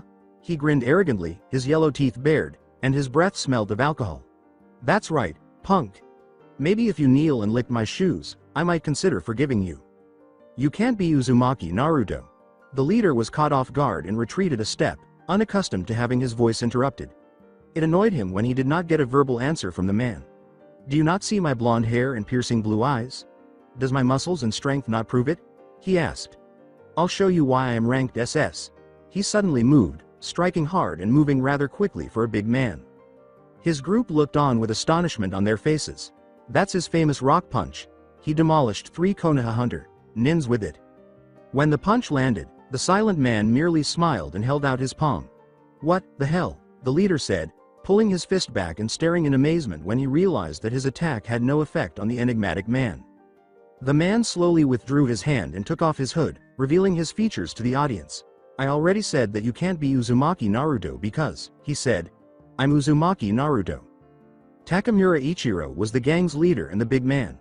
A man who turned to murder in small-time burglaries. "Don't be cocky just because you stopped my punch. I'll kill you," Ichiro grumbled. Telling his boys to jump in, he waved his hand. As Naruto vanished from view, he uttered the words, "Watch carefully Takamura Ichiro and learn why they fear me." The man in front of Ichiro vanished the instant he blinked his eyes. He moved in ways that were invisible to the human eye. Shortly after, he heard a cloak behind him flapping. With haste, he turned around and produced a concealed kodachi. "You're just fast punk, but you have no power whatsoever." Naruto gave a headshake. The men and everyone else in the tavern shivered as he snapped his fingers and said, "Insolent insects. You don't even deserve to speak my name." One by one, the men of Takamura Ichiro's gang fell, their heads rolling off their bodies in a move that was beyond everyone's expectations. Ichiro was horrified to see himself fall to the ground, dead as well. In less than a second, the 6-person gang was dead. Before picking up his sake bottle, Naruto walked over and threw 300 ryo onto the counter. The spectators ran out to find their hero, but he slipped away in silence and vanished into the wind. The red Haired girl questioned, was that really him, Yumi? The other girl, who was Naruto's servant, merely nodded while standing there. We are forever in his debt. On a remote hill a shadowy figure entered, his brown cloak silently flapping with the wind rather than against it. He walked slowly toward the top of the hill, holding a bottle firmly in his hand. Other than 2 tombstones, not much could be seen from a distance. These grave markers weren't your typical ones. No, stones weren't used to make it. Rather, it was denoted by a number of wooden crosses, which served as the sole indication that there were, in fact, bodies interred here. A sword with a rusty metallic blade that was embedded deep within the ground was also present. It belonged to a well-known demon. Indeed, for those who understand what that blade represents, this location is nothing more than a haunted house, but for Haku and Momochi Zabuza, it was their final resting place. With his sake bottle swaying back and forth, Naruto walked slowly to the top. He laughed and asked, "How you guys feeling? Dead? It's been a long time, guys." He grinned as he took a seat on the floor. Naruto poured himself a drink and felt the bitter taste as it passed down his throat. Zabuza-san. Haku-san. Cheers. When he was done, he closed his eyes and licked his lips. The times are changing. One can no longer live in this world without having a reason. It is that reason that defines who we are, and if we no longer have that reason, we cease to exist. The government is as corrupt as the people who run it. Power is defined by what a person is capable of. With each passing day, more and more suffer. The way people live their lives, shrouded in half-truths and lies. Naruto poured another drink for himself. The times that you once remember is no more, Zabuza-san. The cages themselves are becoming corrupt and the people once again suffer because of it. He got to his feet and moved to face the wooden crosses. Naruto then tipped the bottle sideways, letting the sake spill all over the wooden crosses. No one should pass into the afterlife without first tasting sake. This is my tribute to you guys. After bowing his head once in deference, he vanished once more. For the final time, Ino rolled her eyes. This nonsense was getting to be too much for her. She was irritated, as evidenced by the grinding of her teeth. Slurp. That sound was heard once more. Slurp. The elderly man was intentionally hurting her feelings. Simply because she didn't share his opinion about Naruto. He sipped his sake slowly in retaliation. Ino shouted, "ARGG." With fire in her eyes, she pushed her seat aside and got to her feet. "You win, old man. I'll reserve my judgment for Naruto until I know him better." Slurp. That's all I ask, Ino-san. The noise caused Ino's eyebrow to twitch. I will take my leave now. Slurp. Ino let her rage out on the surrounding suburbs as she screamed and fled the house. There was no way she would ever hear that sound again. Did you think it was wise to tell that girl about Naruto? Tsunade inquired. Tazuna poured himself another drink and shrugged. Even though he requested that we no longer keep in contact with him, I never agreed to it. That boy needs to know that not everyone is against him. Tsunade let out a sigh. It's a shame that he was treated like that. The world can be cruel sometimes. If the times were different, that boy could have been a fantastic leader. It's a real shame though. But Otou-san, did we really have to lie about Naruto-kun not being in this village? Tazuna poured himself another cup and laughed. That girl is different, Tsunade. I believe she will be the one. If someone can alter him, it will be you. He would sip his drink. He didn't have lively guests every day. All he could hope for was to live long enough to see them once more. Once again, Naruto sighed as he made his way through the dense jungles. He wasn't even certain of his own location, let alone where the base was.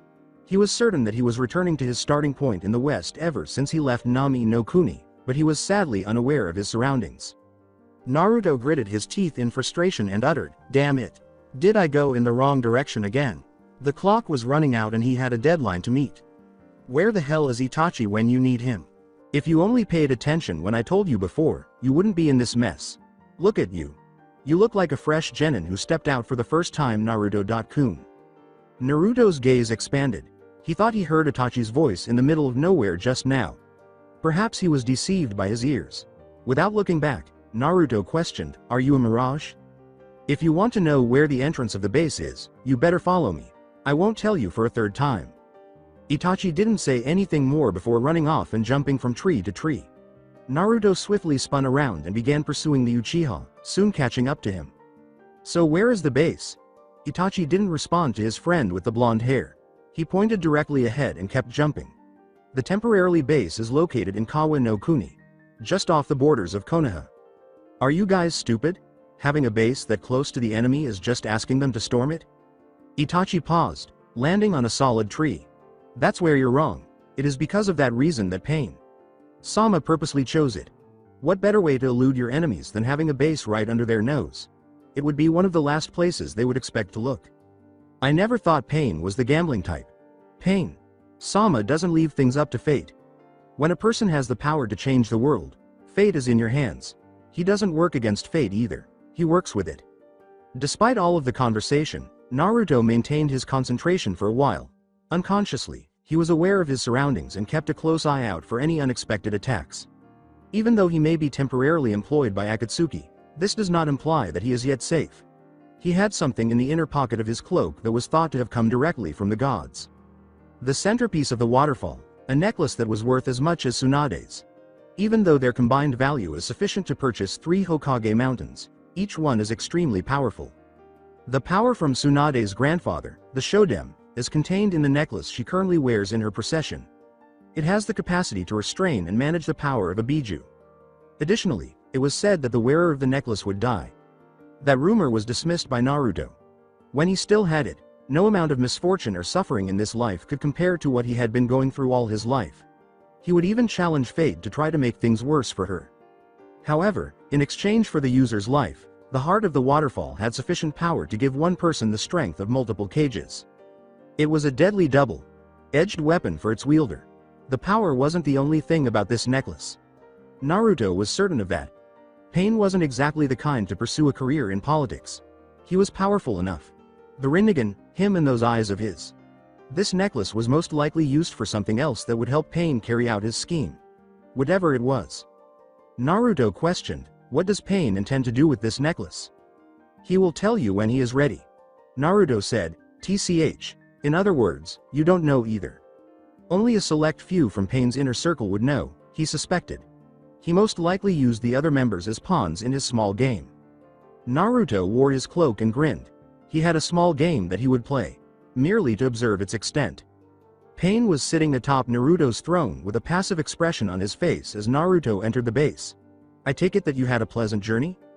Naruto gave an eye roll. From his pocket, he produced a familiar necklace, saying, it doesn't matter. I completed your mission.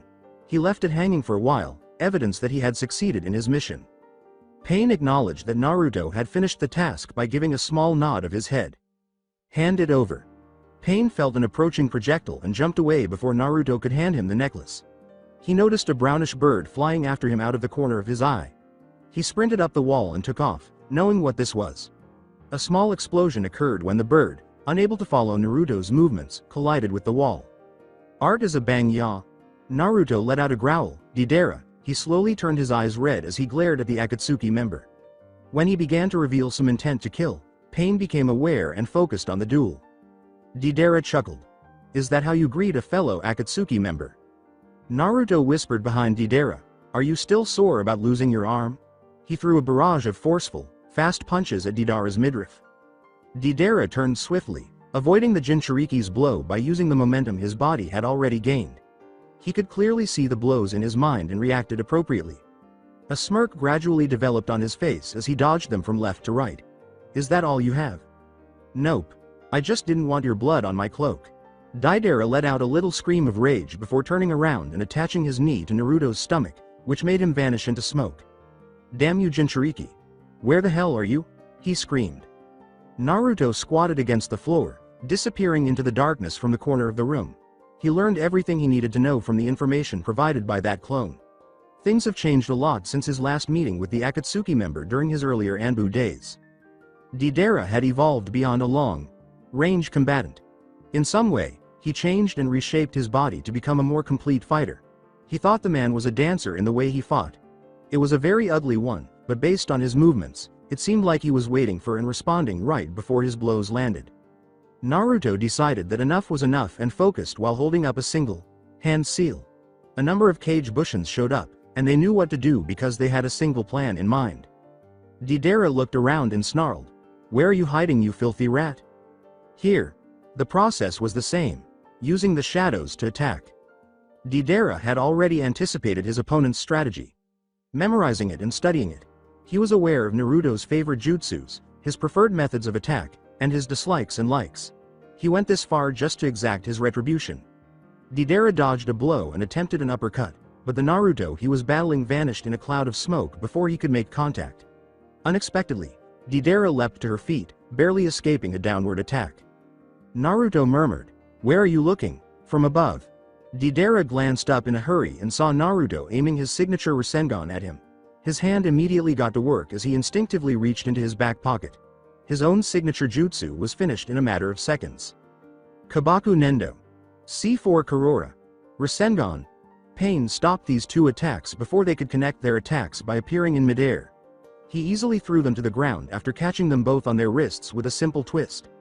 The Rasengan gradually vanished as Naruto landed on his feet and Deidara fell face first to the ground. Pain's voice echoed throughout the room, "If this occurs again, I will kill you both myself." Do I make myself clear? Despite its stoicism, the man's intentions were obvious. Deidara pulled himself up and dusted off his cloak, grunting in response. "Crystal Leader, Sama." "Crystal," mumbled Naruto. Pain's handling of the situation impressed him. Even if they weren't going all out, stopping their duel was no small task. Even now, they were exceeding expectations. Something about the man's skill was evident in his ability to stop them just before their attacks connected. Naruto's thoughts were interrupted by a hollow voice that said, "Pain. Sama. I have gathered them as you requested. Everyone's accounted for." He turned to see the dark figure slowly emerging from the wall, the source of the voice. To identify the shadowy figure, Naruto had to squint. He whispered to himself, "Zetsu." He could see the notorious Akatsuki members entering slowly, one by one, from behind him. A deep voice said, "Let's get this over with. We have a bounty to catch." "Maybe we can sacrifice the victim to Lord Jashin this time," said a voice that was too happy. A voice complained, "Where did Deidara Senpai run off to, guys? Maybe he finally decided to become a holy sacrifice to Lord Jashin." "No," whimpered the voice. When the three members entered, Naruto recognized Hidan and Kakuzu, but he didn't recognize the final one. In comparison to the others, he appeared strange and, to be honest, a little weak. "Deidara Senpai," exclaimed the participant wearing the orange mask. "You're alive," he exclaimed as he hurried up to embrace Deidara, but was unsuccessful. They put a foot in his face to greet him. Deidara chanted, "Never hug me, stupid idiot," while he trampled his apprentice. "I told you a million times, I don't like hugs." Naruto shook his head in disgust after observing the two intently. He said to himself in a whisper, "Pathetic." Pain said calmly, "It's time to begin phase 2. All of the Akatsuki members looked at their leader and gave a head nod. The room fell silent as everyone's attention was fixed on him. "Let the games begin." Hokage chambers in Konoha. Tsunade said sharply, "I hope you realize what your actions caused me, Ino Yamanaka." Ino, who had already expressed regret for what she had done, bowed her head deeply. She just got back from a trip to Nani no Kumi, and even though she encountered a lot of obnoxious old men there, the country was a fantastic place to go on vacation. The temperature remained steady, neither too hot nor too wet, and the weather was simply beautiful. Another benefit was being able to see the wide variety of flowers there. "Again, I am deeply sorry for my actions, Tsunade Sama, but it would help if you explained to me what I actually did wrong." Shizune let out a sigh. "Tsunade Sama, did you not tell her the events when she walked in?" Tsunade snarled, "I was getting to that before you interrupted. Like I was saying before, due to your absence on the council meeting a couple of days ago, I have to now mark Jiraiya as a missing nin for the sole purpose of finding Naruto. The council, from my opinion, greatly fears Naruto." "Is it because of the Kyuubi?" Tsunade gave a snort. "If it was only that simple. They think Naruto is the second coming of the Kyuubi. I bet somewhere in their tiny minds they think Naruto absorbed the Kyuubi, all the knowledge and power that the beast contains. Since none of those people knew Naruto's location, I'm forced to consider Jiraiya a traitor, and thanks to your old teammate Sasuke, the sunshine in Sakura's life, the ray of blossom, the love of her life." As Ino listened to her Hokage babble endlessly with Sasuke, her eyes twitched. In any case, what on earth was the Uchiha involved in this? "I get the point, Hokage Sama. What did he do this time?" "That little bloody bastard came up with the most ridiculous idea of using Jiraiya as bait while they lure Naruto into their trap." "Trap? Do they expect to kill Naruto? I mean, no offense to our ninjas, but I seen him single-handedly stopping Sasuke's Raikiri and Sakura's insane chakra-induced punch. If he can do that, what are their chances of succeeding? Tsunade shook her head and sighed. It's not that I care if that little bastard dies or not, but it's what Naruto does afterwards that worries me. You don't think? Yes. I think he will. He's not the type of person to let someone walk over him. He'll retaliate and he'll strike where it hurts the most. After Tsunade nodded, Shizune stood up, closed the door, and swiftly executed a jutsu move. Looking around, Ino narrowed her eyes. What's going on, Hokage? Sama. Tsunade grinned. We're going to get to Naruto first. When Ino noticed the cunning grin on her Hokage's face, she used the polite word, insane, to ask, are you joking? When she saw the expression on Tsunade's face, she thought of other words like stupid, ridiculous, and insane. Listen, Ino. I believe there's a reason why Naruto spared you that day. I think he saw a little bit of himself in you. You were in the same position as he was before, the act of betrayal by your friends. He saw that you were going to die at Sasuke's hand and he unintentionally saved you. He might not know it, but I believe that you might be able to awaken the true Naruto that lies dormant in that dark shell of his. Geez, you are the second person this week who told me this. What is going on with everyone connecting me to Naruto? We're nothing alike. At that moment, Tsunade had to chuckle a little. Listen to me, Ino. As a fellow woman, and Shizune can agree with me on this. If Naruto really wanted to kill you, he would have done so without a second thought. There is a reason, and even though we don't know what it is, I'm going to gamble everything I have on my first theory. Ino laughed uneasily. She learned about Tsunade's history of gambling and her nickname. She was dubbed the legendary sucker by those who bet with her. She pondered how unlucky someone must be to be given a title like that. Regardless of her perspective, wagering with Tsunade typically resulted in a negative outcome. She looked at Shizune, who was shaking her head pitifully. Conversely, Tsunade was smiling foolishly. Well, Ino, what do you think? Think you'll be able to help me out with my plan? Gazing into Tsunade's eyes, Ino swallowed. Tsunade would most likely kill her with a single blow if she refused, and she would never hear the end of it if she survived. I guess so. Tsunade threw one arm around Ino and drew her in, saying, Great, now here's the plan. This is what you're going to do. Base Akatsuki. Phase 1 has been completed thanks to Uzumaki Naruto, our newest member. The heart of the waterfall is now in our procession. Some of you might remember him from our past encounters, but regardless of what happened, he is one of us now. Do I make myself clear? Pain glanced around the room and got a number of nods. For Phase 2, we will be splitting into teams. Our objectives are the original secret scrolls from each village. Which means I need teams to go to Suna, Iwa, Konoha, Kiri and Kumo. You are to go in and retrieve it. I don't care if you have to slaughter everyone in the village. Just get me the scrolls. Toby raised his hand after surveying the room. Excuse me, leader, Sama.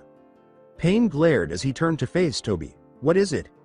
So you want us to just walk right to those countries, ransack the village for the original secret scroll and then come back here alive?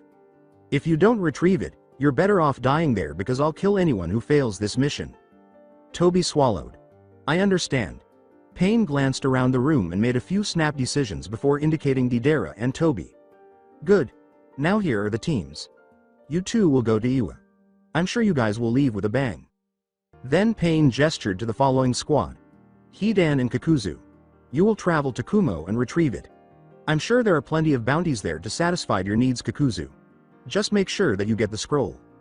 Zetsu, you go into Kiri since you can infiltrate their defense easily. Itachi. You will go to Suna. Even with Gaara as the Kage, I'm sure you can subdue him easily. Knowing that he was the only one remaining, Naruto held his breath. He watched as Pain slowly turned to face Naruto. Uzumaki. You will go to Konoha. I'm sure you personally know where the scrolls are kept. To which Naruto replied, It's done. What are you planning on doing with this Pain? Pain grinned a little. An expression that hardly ever appears on his face. That doesn't concern you, Uzumaki. Naruto glared, growling. To hell with your plans then. If you're not telling me, then I'm not doing your dirty work. Pain squinted and gave a chilly glare in return. Do you not trust me, Uzumaki? Naruto sneered. You can't blame me, you did try to kill me in the past.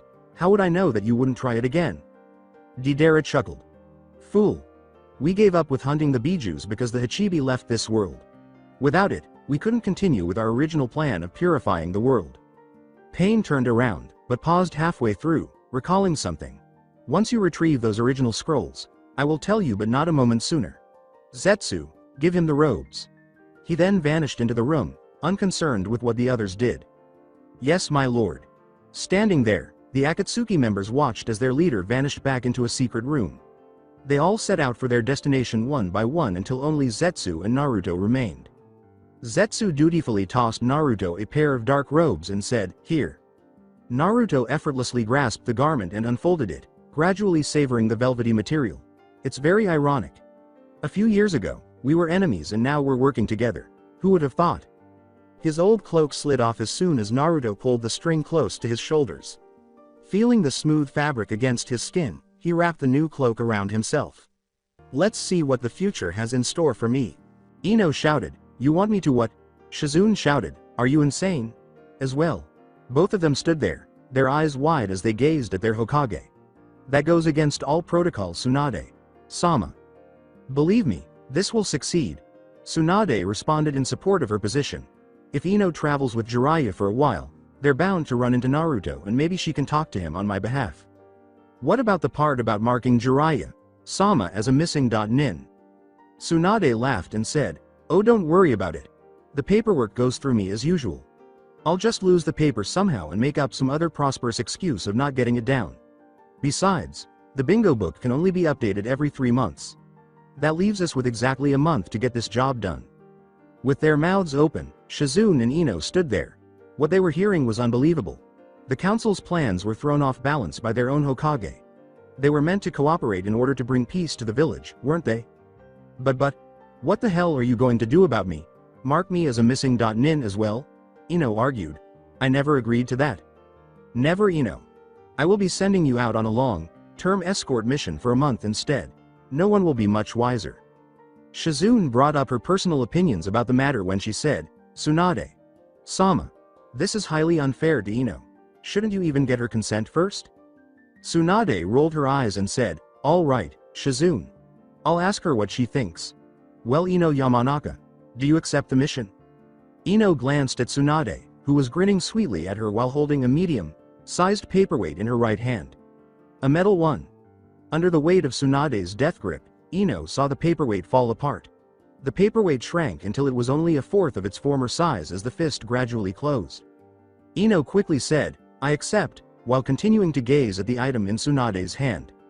Tsunade joyfully replied, tossing her now crushed paperweight at the wall. "Great, now just relax while I get in contact with Jiraiya. Be ready to leave at a moment's notice." As Ino watched, the metal object left a mark on the wall from the impact, crushed and deformed. As it slowly fell to the ground, she gave a little eep. She would have been like that paperweight, so it was fortunate that she approved of the plan. Shizune waited for her mentor to continue while glaring at Tsunade. Shizune gave her a shady look, but Tsunade chose to ignore it until Ino was totally sold on her concept.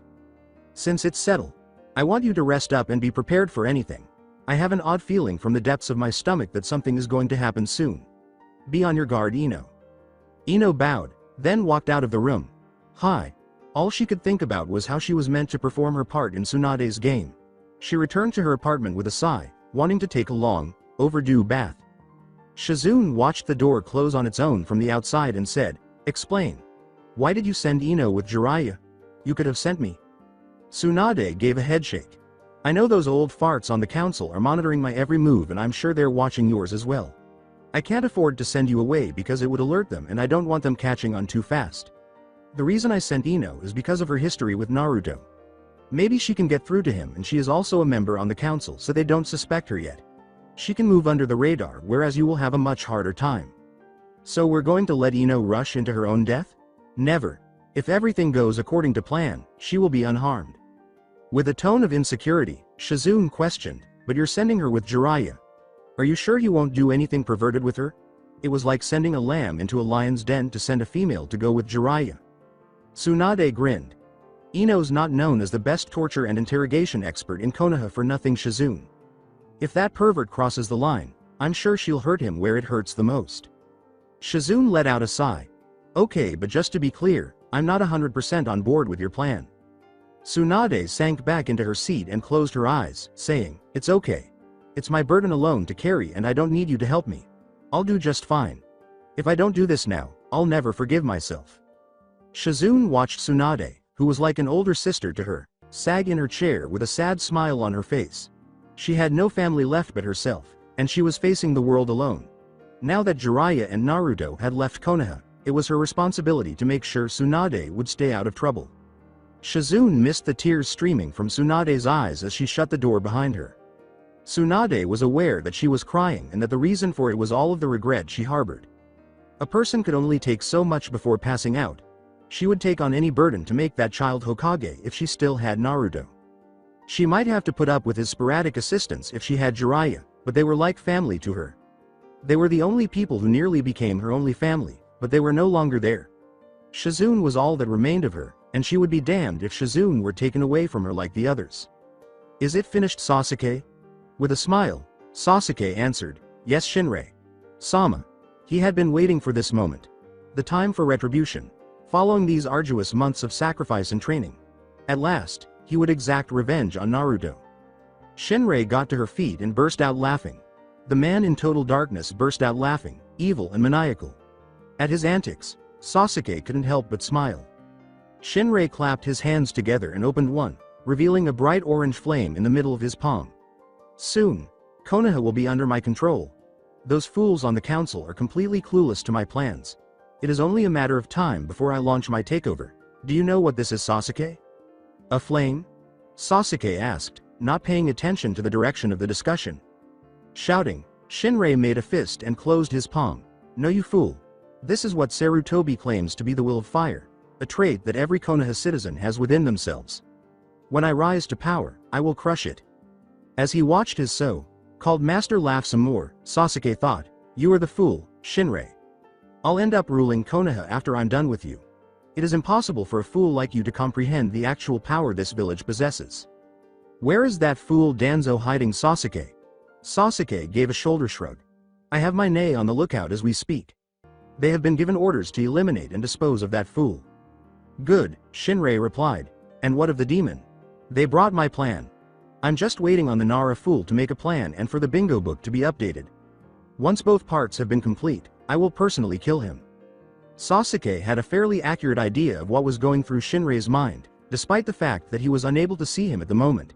He had never seen the man's identity since he had offered to help this man, Shinrei. The man responded, get out of my sight. Brief and to the point. As Sasuke turned on his Sharingan, he saw the man disappear back into the darkness. He was unable to figure out the trick, no matter how many times he activated his bloodline. No chakra at all, no chakra residue. Sasuke clenched his jaw and turned off the Sharingan. Sasuke whispered to himself, it's only a matter of time until I find you, Shinrei, as he also vanished from the room. A short distance from Konoha, somewhere in the Konoha area, stood a man with unfathomable qualities. He was definitely unique and not your typical man. If compared to others, he was unique. This man had golden hair that swayed carelessly in the wind, and he was at least 5 feet 10 inches tall. This man was by no means a pushover, even though he was nothing compared to other muscular ninjas. He compensated for his lack of muscle with his abilities and expertise. He exceeded everyone's expectations by being trained and pushed to the point where a typical human would have given up. Many people are terrified by his icy cerulean eyes. He is the only ninja to be given the rank of SS because of his reputation, which has spread throughout all the great villages and even taught new genin to avoid him. He is the Silent Storm, also known as Uzumaki Naruto. Standing atop a tree, Naruto focused his chakra until his foot touched the tree's tip.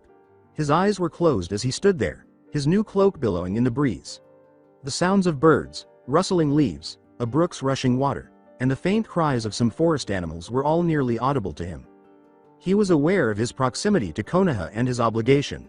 A job. This was it. A job. He never thought he would return to Konoha. He could only have returned if he had been dead and being pulled by multiple hunter ninjas. The place that abandoned him was Konoha. Konoha, the location that only brought him agony and distress. Konoha, the location where he vowed never to go again. Konoha was the location where he would be rendering his judgment. Let the games begin. Iwagakure no Sato at 6 p.m. Deidara's eyes were closed. He was focused on the accomplishment of this mission and nothing else. He must have succeeded. This was no place for failure. Deidara. Senpai. You sure we can pull this job off?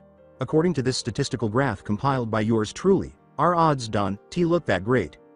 He was interrupted from his daily meditation by the sound of his partner's voice. With his back to him, Toby was seated close to the front of the ride when he opened one eye. He forced himself not to swing his foot forward by accident. Of course we'll succeed. Who do you think you're talking to? This will be a piece of cake. Deidara chuckled. Don't worry so much, Toby. It will go according to plan. Trust me on this. Toby shuddered at the thought, but what if we run into the Tsuchikage? I heard he's literally called the fortress. A mental image formed in the young Akatsuki member's mind as he asked, I mean, what does he need to look like to have people calling him the fortress? Look like one? Deidara gave an eye roll. Don't believe everything you hear, Toby. The Tsuchikage is just a pile of bones. Just leave him to me and focus on getting the scroll. Toby gave a head nod. Leader. Sama wanted the original secret scrolls from each village. What does he mean by that? The original scrolls. Deidara forced himself not to chuckle at his partner's expense. The fact that nobody was aware of the original scrolls was not surprising. It was simply lost in the annals of ninja history and forgotten over time. It wasn't a secret. With a smile, the missing nin took out some of his well-known clay. By using his artistic abilities, Deidara was able to shape the clay into a regular scroll in a matter of seconds. This is what the original scrolls look like, Toby. The reason why they're called the original scrolls is because when the great villages were first formed, the very first genjutsus were written on this special kind of paper. As more and more jutsus were classified as forbidden, the Kages saw that there was no way this paper could hold any more information, so they opted to switch to a bigger, longer scroll which they now called the Forbidden Scrolls. Toby gave a furious nod of his head. I get it now, Deidara. Senpai. All I have to do is search for the scroll and then we can run for the hills. Deidara laughed. Idiot, he said, glancing past Toby as they observed the sun gradually lowering itself over the horizon. No matter what happens today, leave the Tsuchikage to me. Your main priority is to search for the scrolls. I am your backup, your distraction. You got it? With his words still lingering in the air, Toby answered. I Deidara. Senpai, I understand. You know, Deidara. Senpai, I can't help but feel that you know the Tsuchikage personally or something. The clay user's apparent amused response was, now why would you say that? In response, Toby said, I don't know. I can just tell by the tone of your voice. The way you talk about him. Deidara sneered, TCH. There is no relation between me and that old coot. He replied, we are enemies, nothing more. As though he had discovered something, Toby leapt from his position and clapped his hands. I know what happened. You slept with the Tsuchikage's daughter. That's probably the reason why he hates you. With a quick flick of his eyebrow, Deidara slammed his fist against the back of Toba's head. The artist sat down again, frowning, trying to block out everything his partner had said. Idiot. Keep your irrational comments to yourself and let me regain my focus here, he said one last time before returning to his meditation. It's time we prepared ourselves. Toby rubbed the painful area on the back of his head and moaned, yes, senpai. After 15 minutes Toby muttered, are you sure this is the best way to enter? Yes. No one is expecting it. The enormous clay bird slowly came down from the sky, hidden by the night sky. It gently and slowly flapped its big wings. It doesn't want to draw any attention. Its figure was perfectly concealed by the night's shadows, which made it easy for it to descend into the city. Large mountains provided the village with seclusion and defense against external threats. The Akatsuki pair leapt off as soon as the bird was low enough, landing soundlessly on the Tsuchikage chamber's balcony. With a wave of his hand, Deidara chased the big bird away and sent it back to clay. Toby inquired, which way do I go, Deidara? Senpai? Up, down, left or right? Deidara hissed, quiet you idiot. He approached the glass doors and took a quick look inside. He motioned for Toby to approach by waving his hand. Okay, you see the desk? Toby noticed the big desk when she peered inside. Yes, senpai. Is it hidden inside it? Deidara gave a headshake. The old man's cautious about leaving valuable things in the open. He keeps everything he considers important downstairs, just directly beneath his desk inside an iron safe. Deidara took another look around the office, his gaze cautiously scanning the space for anything that might complicate their mission. A large painting, books, a green carpet. The old man didn't even bother to redecorate. He murmured to himself. He reached for the doorknob and picked the lock, allowing them entry once he thought the room was sufficiently secured. Deidara pulled open the door and said, let's go, Toby. When he turned around, he couldn't see his partner, Toby. When he turned around again, he saw Toby sitting on the desk. The blonde shinobi knew that a smudged grin was hidden from view despite the mask covering his face. "What kept you, senpai?" Deidara snarled and advanced. "Shut up and go do your job. I'll keep watch out here." Deidara's instructions were interrupted by a bored voice that said, "I've been expecting you, Deidara." Startled to see that there was another person in the room besides them, the Akatsuki couple turned around in a hurry. Toby inquired, "Who's there?" "I saw you coming before you even created your transportation, Deidara. I saw you coming before you even got up this morning." "Are you psychic?" inquired Toby. His voice had the excitement and curiosity of a child. "Can you tell me when you saw me coming?" "Toby," exclaimed Deidara. "Quit messing around. He is not psychic. Show yourself, old man." The voice laughed. "As you wish." Deidara and Toby were alerted to the painting hanging on the wall by a sudden surge in chakra. A man who appeared to be in his 70s was revealed when the painting gradually vanished. His face was hidden by the forward, leaning hat of his professional cage robes. Watching a man emerge from the painting, Deidara snarled, "I thought it was funny that you left your office so early." Tsuchikage grinned. "I heard the flapping sounds from your clay bird from a mile away, Deidara. You can't fool these old ears." "Are you sure this is the Tsuchikage, Deidara?" "Senpai?" Toby responded. The young apprentice gave the elderly man a close examination. "Don't let his appearance fool you, Toby. This man was once known as the impenetrable fortress of Iwa because of his unmovable defense. He was known for his battle techniques both on and off the field. He was the youngest person to ever hold the position of Kage in this village. Hidekatsu Shibata, the 5th Tsuchikage of Iwagakure no Sato." Shibata joyfully clapped his hands. "I'm glad you're still as sharp as ever, Deidara." Deidara spat on the floor and squinted his eyes. "Cut the crap, you old geezer. Get to it, Toby. I'll cover you from here on out." Toby lowered himself into the earth after nodding his head. "Don't die, senpai. I really don't feel like carrying your carcass back to base." Deidara shot back, "Like I would lose to the likes of him." He watched as Toby moved toward the safe and vanished into the earth. He was staring at his opponent, who was giving him a cheeky smile. "No hug?" inquired Shibata. "Is this how you greet me, Deidara?" Deidara sneered. "Oh, I'll hug you, good old man, when I kill you," she said. Shibata let out a sigh. With a single swift motion, the Tsuchikage removed his traditional attire, exposing battle armor beneath his robes. "After all these years, you still haven't learned any manners. I guess it's about time that this old man corrected his mistakes from the past and drilled them into your head once and for all." With a savage look shining on his face, Deidara refused to back down. "Bring it, Gramps." Kirigakure no Sato at 6:30 p.m. A dark voice pondered, "This is the Mizukage's office? It's pathetic. Does the man have no style? No personality?" In contrast, his partner stayed silent while surveying the space. "It seems like Mizukage Dono was in a rush today." "Why do you say that?" "His desk seems to have been pieced back together rather sloppily after it got destroyed somehow, and the papers on it have all been shuffled around. So this guy is a slob. Let's just get this job over with." Zetsu's body slowly emerged from the wall's face as he appeared slowly. The light side said, "We should divide up and see where the scrolls are." He went to the large library behind the desk because the Mizukage's office was filled with books and scrolls. The darker side grinned and held up a one-handed seal, saying, "This guy must be a nerd to have all these books. Musai Zaishoku no Jutsu."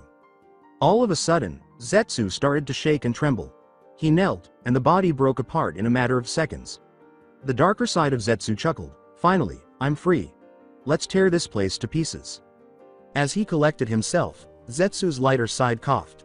"No, we have a mission to do. You look downstairs while I look in this room. The sooner we can find it, the sooner we can leave this place." "Thank Kami, you're the boring side.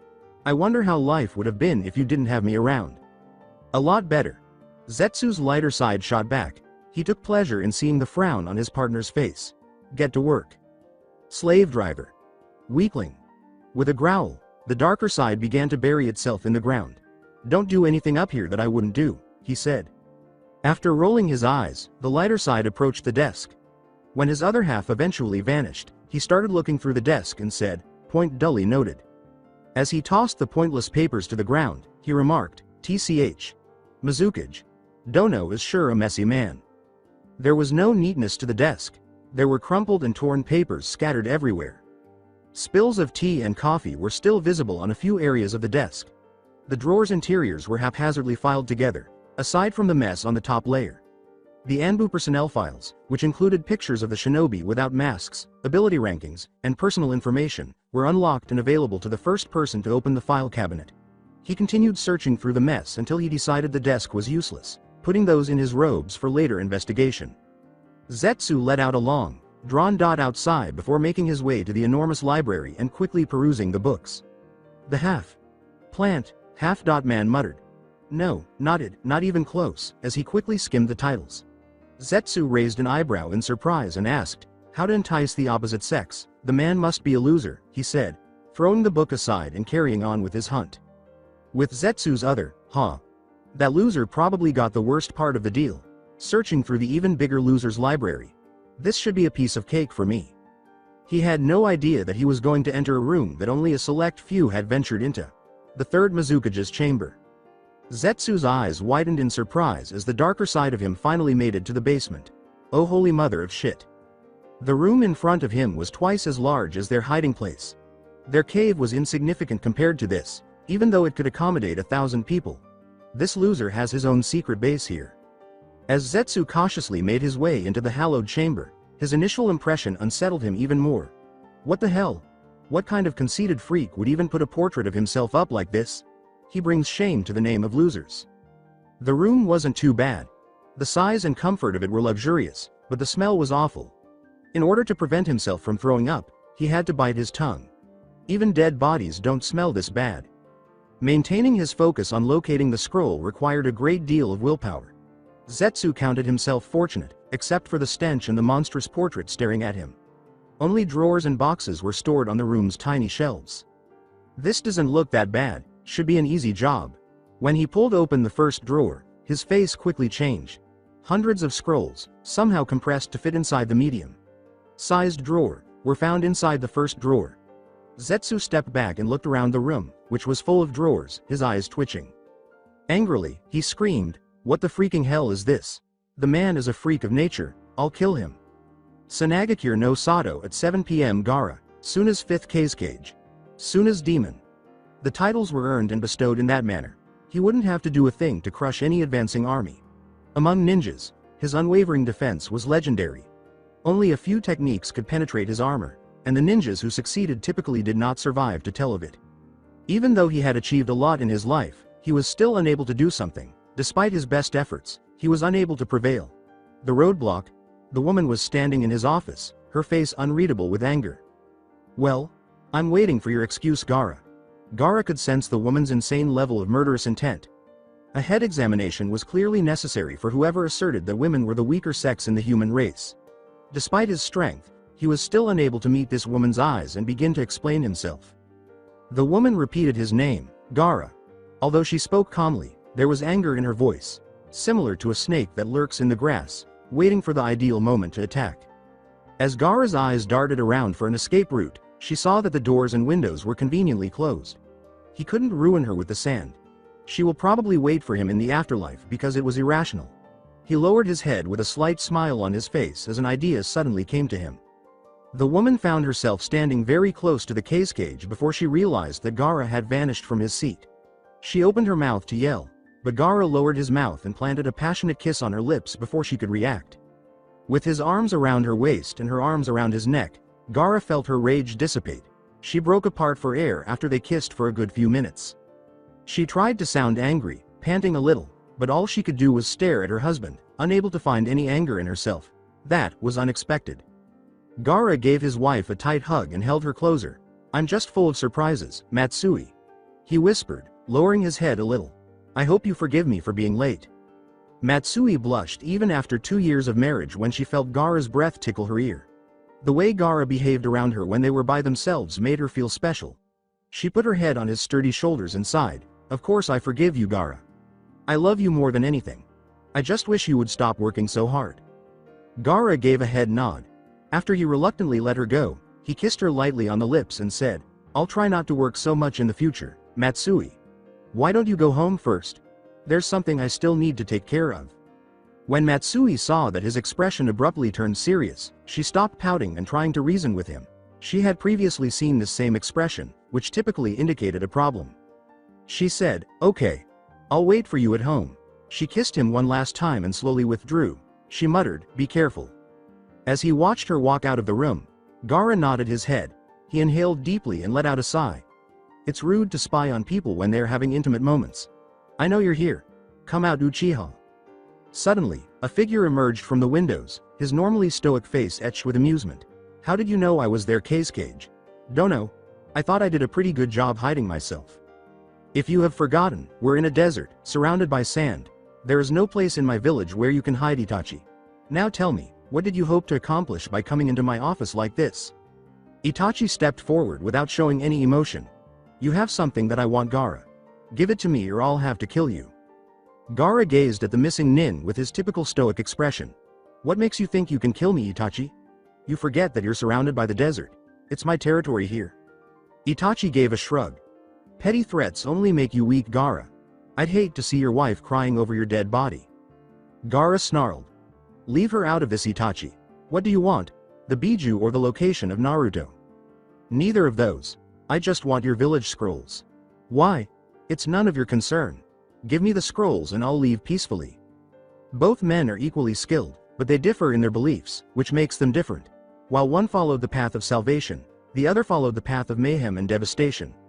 Although they were both regarded as antisocial, their actions were motivated by their own convictions and objectives, utterly disregarding the opinions of others.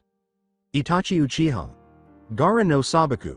While I have no relations to Konoha, I can't let you leave here alive, Itachi. You're a wanted missing nin, and if I just let you walk out of here without some kind of fight, I would be in trouble. Itachi gave a nod of agreement.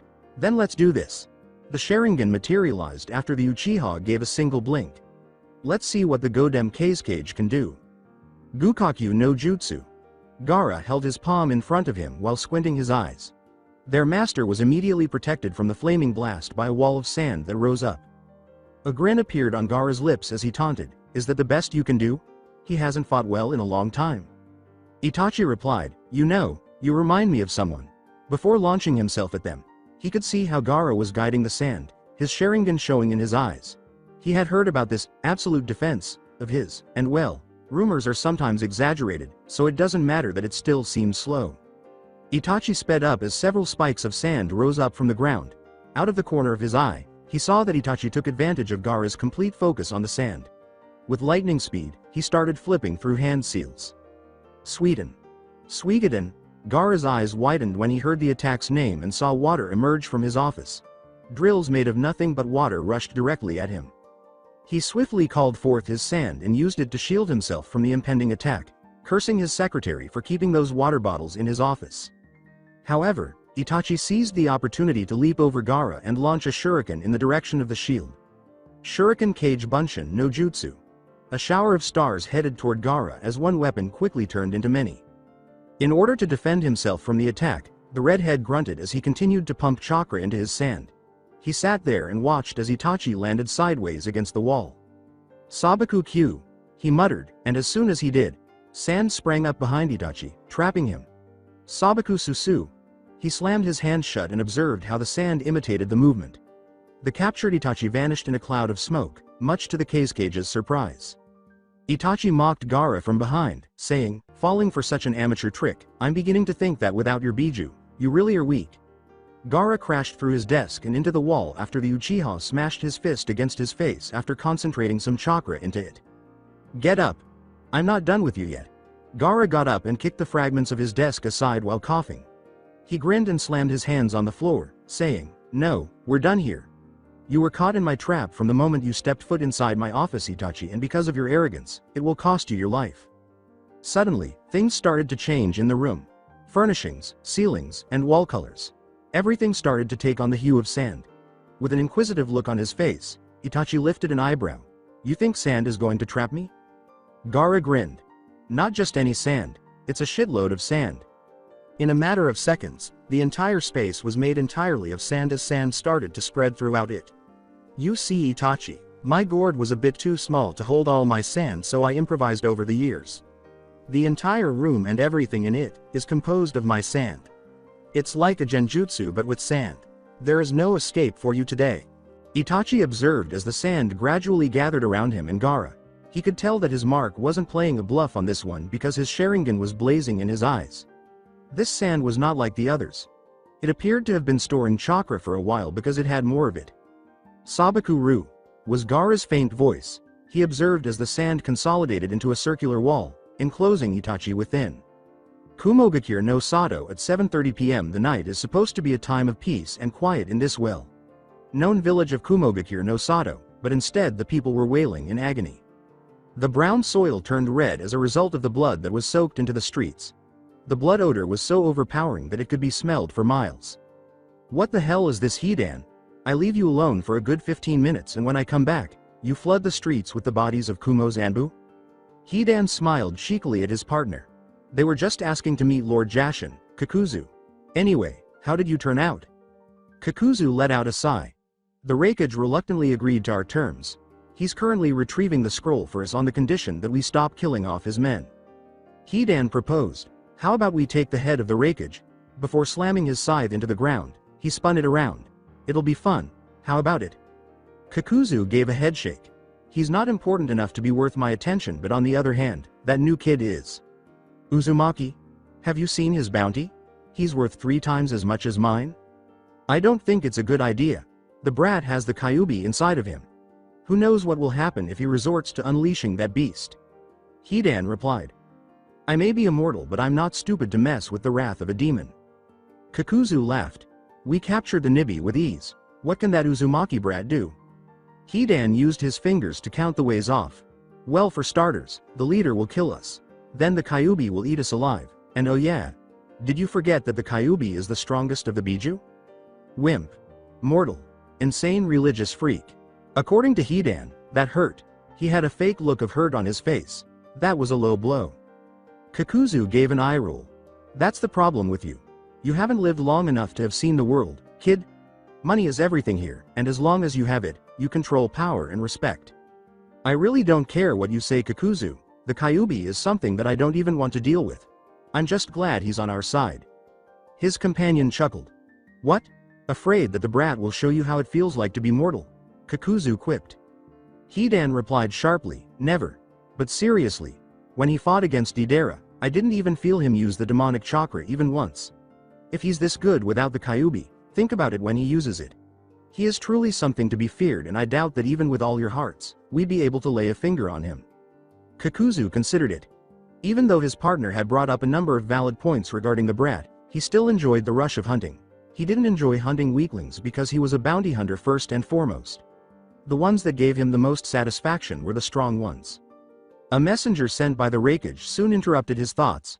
The messenger said hesitantly, excuse me gentlemen, the Raikage requests your presence right now. Hidan chuckled. He put his arm around the messenger and smiled, saying, so he requests our presences now.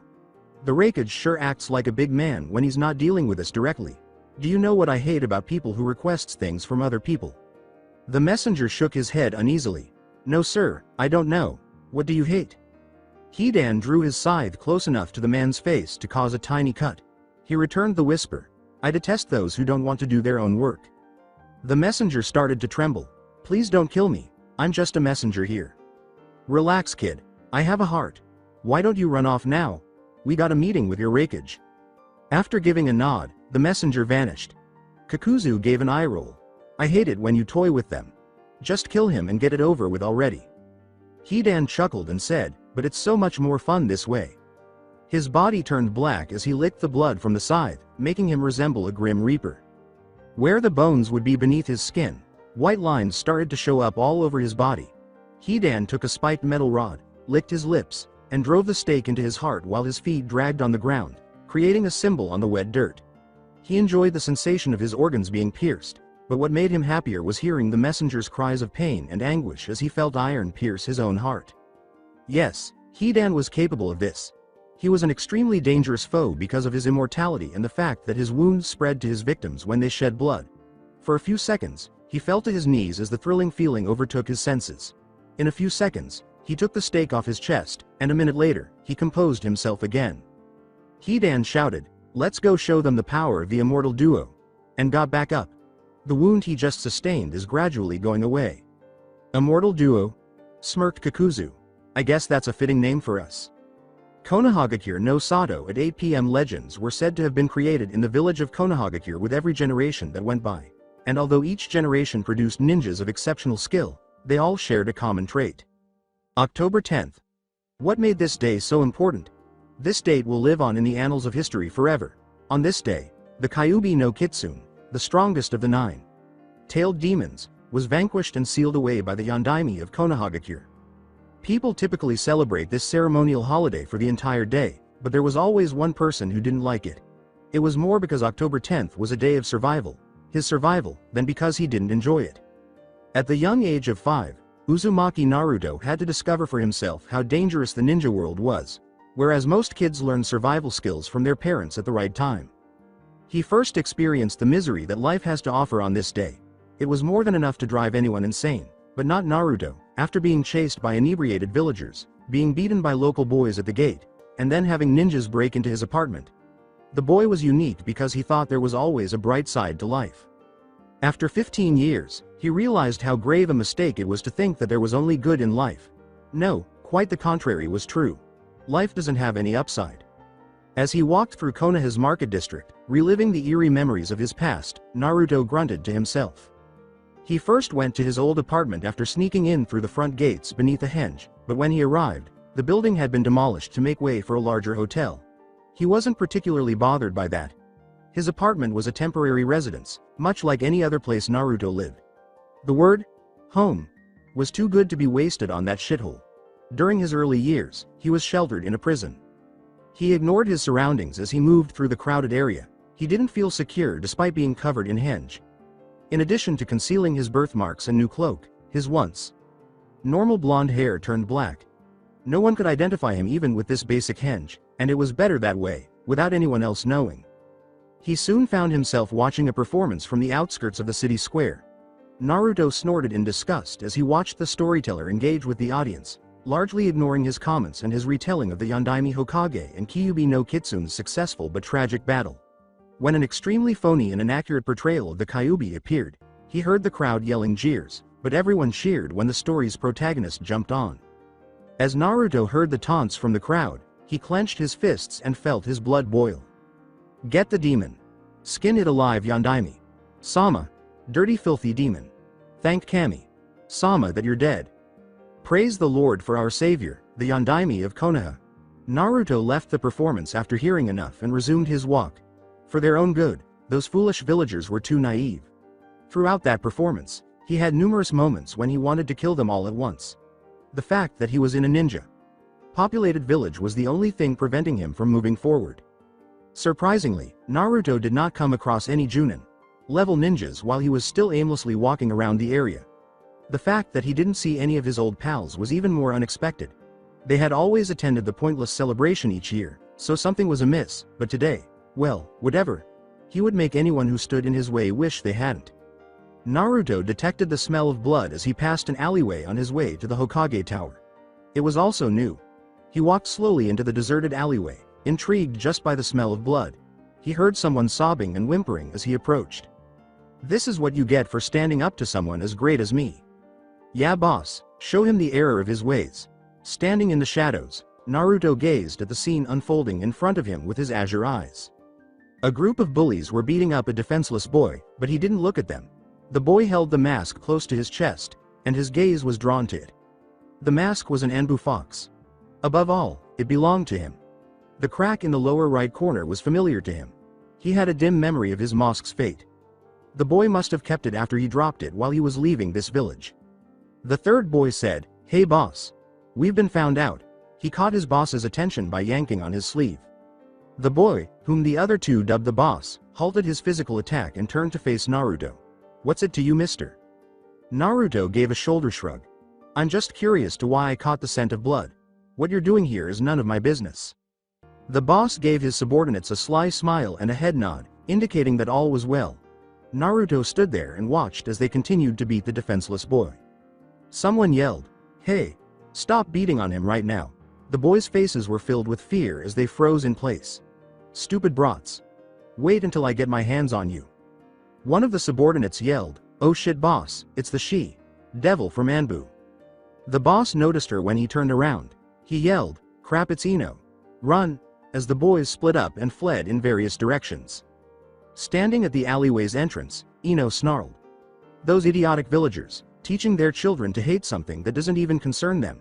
It pisses the shit out of me. She placed her hands on her hips. She sounded angry as she said, and you should have stopped them. What they were doing was wrong. Wondering why Ino was lecturing him, Naruto slowly turned to face her. She didn't care whether he broke up that fight or not. Why was she concerned? Like the rest of those fools, she ought to be out drinking. When he finally saw her, his entire mental image of her was completely destroyed, even though he had imagined her wearing some really repulsive purple outfit. She was standing by the door, wearing the exact opposite outfit to what he had assumed she wore. She was actually wearing a stunning purple kimono that was tailored to fit her curves. With a frown on her face, she finished tying her hair back into a ponytail. Are you another demon? Hater too? It's people like you that I can't stand. Always so closed-minded and refusing to accept the fact that Naruto was a good man. Teaching the new generation will get you nowhere because as long as I'm here, I'll make sure that people like you will never succeed. Why can't you just accept Naruto for who he is and not what he was? The way you villagers think truly disgusts me.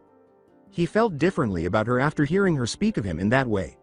Ino flinched when she met Naruto's cold glare and met his eyes. He didn't bother to introduce himself to her as he passed, but he whispered something that only she could hear before he was out of earshot. Back then, no one bothered to take the time out of their schedule to help me. I don't see why I should be any different. Ino's eyes widened as she swiftly turned her head to look at the man more closely, but the man vanished as soon as she did, leaving only a slight breeze of wind in his place. She muttered, who the hell was that? Tower of Hokage. The market district of Konoha hosted the celebration, but other parts of the city were not protected. For instance, security in the Hokage Tower was reduced. Nobody anticipated this evening's events. There was not a single murder, burglary, or assassination attempt because everyone was interested in the same thing tonight. Aside from one individual, Naruto noticed a lone figure watching the exterior entrance as he approached the tower. He put on his best grin and went up to the unexpected Chunin who was on duty. How do you do, sir? With a quick glance at the visitor, the Chunin grunted. This area is off limits. Leave this place at once.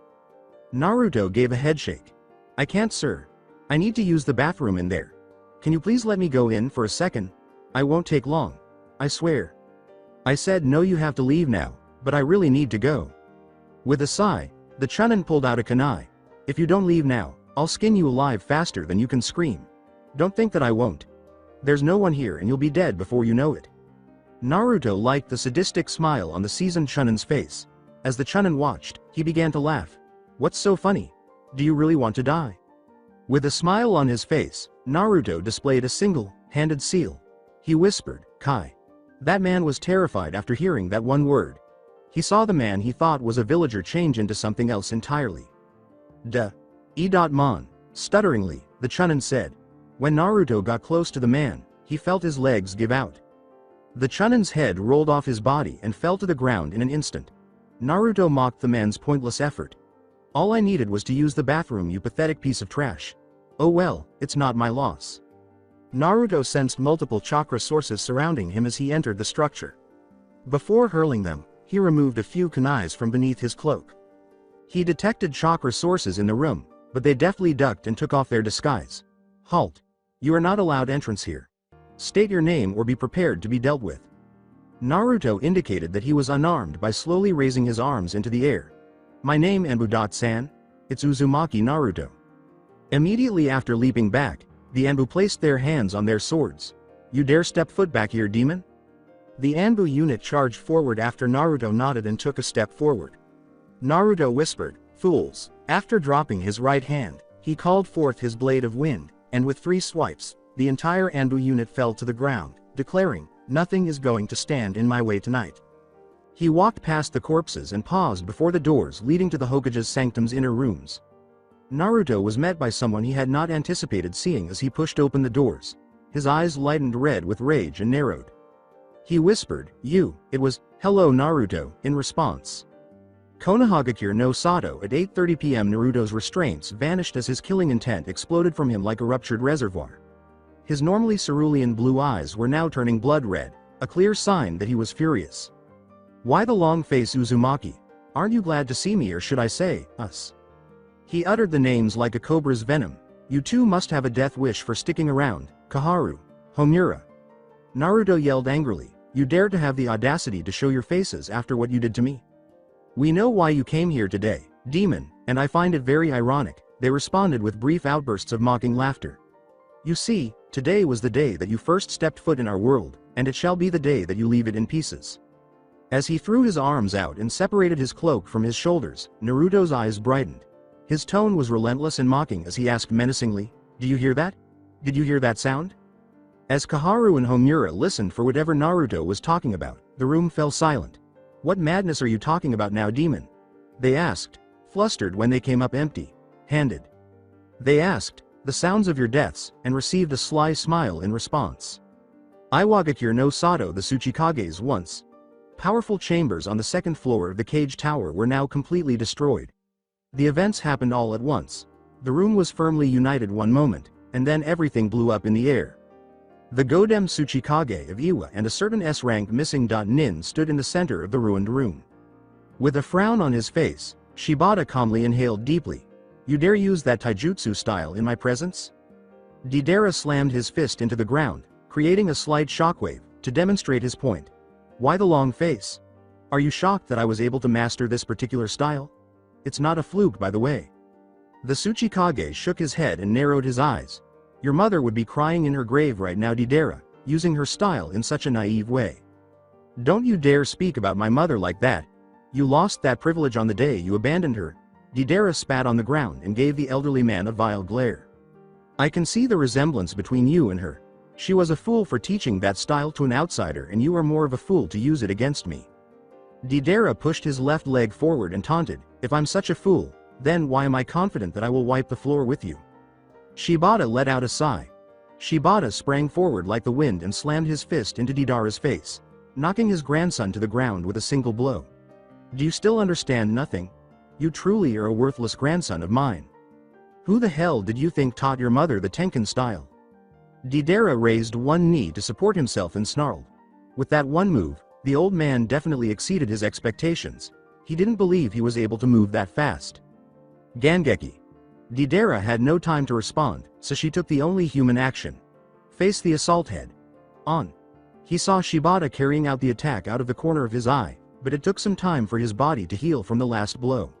Feeling the attack against his back, Deidara called forth chakra to lessen the force. Ga. Deidara's lungs began to rapidly lose air, causing him to feel out of breath. Without wasting any time, Shibata readied himself for another assault.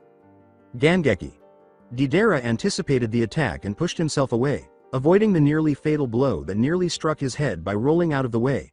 He tossed a number of clay birds at the Tsuchikage as he rolled around.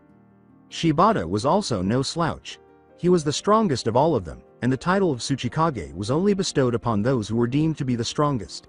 Feeling the cold, hard surface of his floor, he slammed his hands into the ground. Doden. Dai Doro Gashi, the man shouted firmly. Deidara's projectiles exploded when they struck the enormous earthen wall that materialized in front of Shibata. You're getting rusty, Deidara. You cannot beat me with such sloppy tricks. As he broke through the earthen barrier and entered Shibata's defense, Deidara exclaimed, Who's using tricks? That was merely a distraction. You're mine. Tenken. Hyaku Jyu go. Oshiutsu. Deidara launched a barrage of swift attacks with the express intent of permanently incapacitating Shibata. When he delivered a blow close to the Tsuchikage's wrist, he believed he had the upper hand, but his smirk gradually turned to concern as his grandfather began to counter his move one by one until they were able to match him in moves. Astonished, Deidara stammered, what, the, as his grandfather broke through his defenses as if it were insignificant. Who show?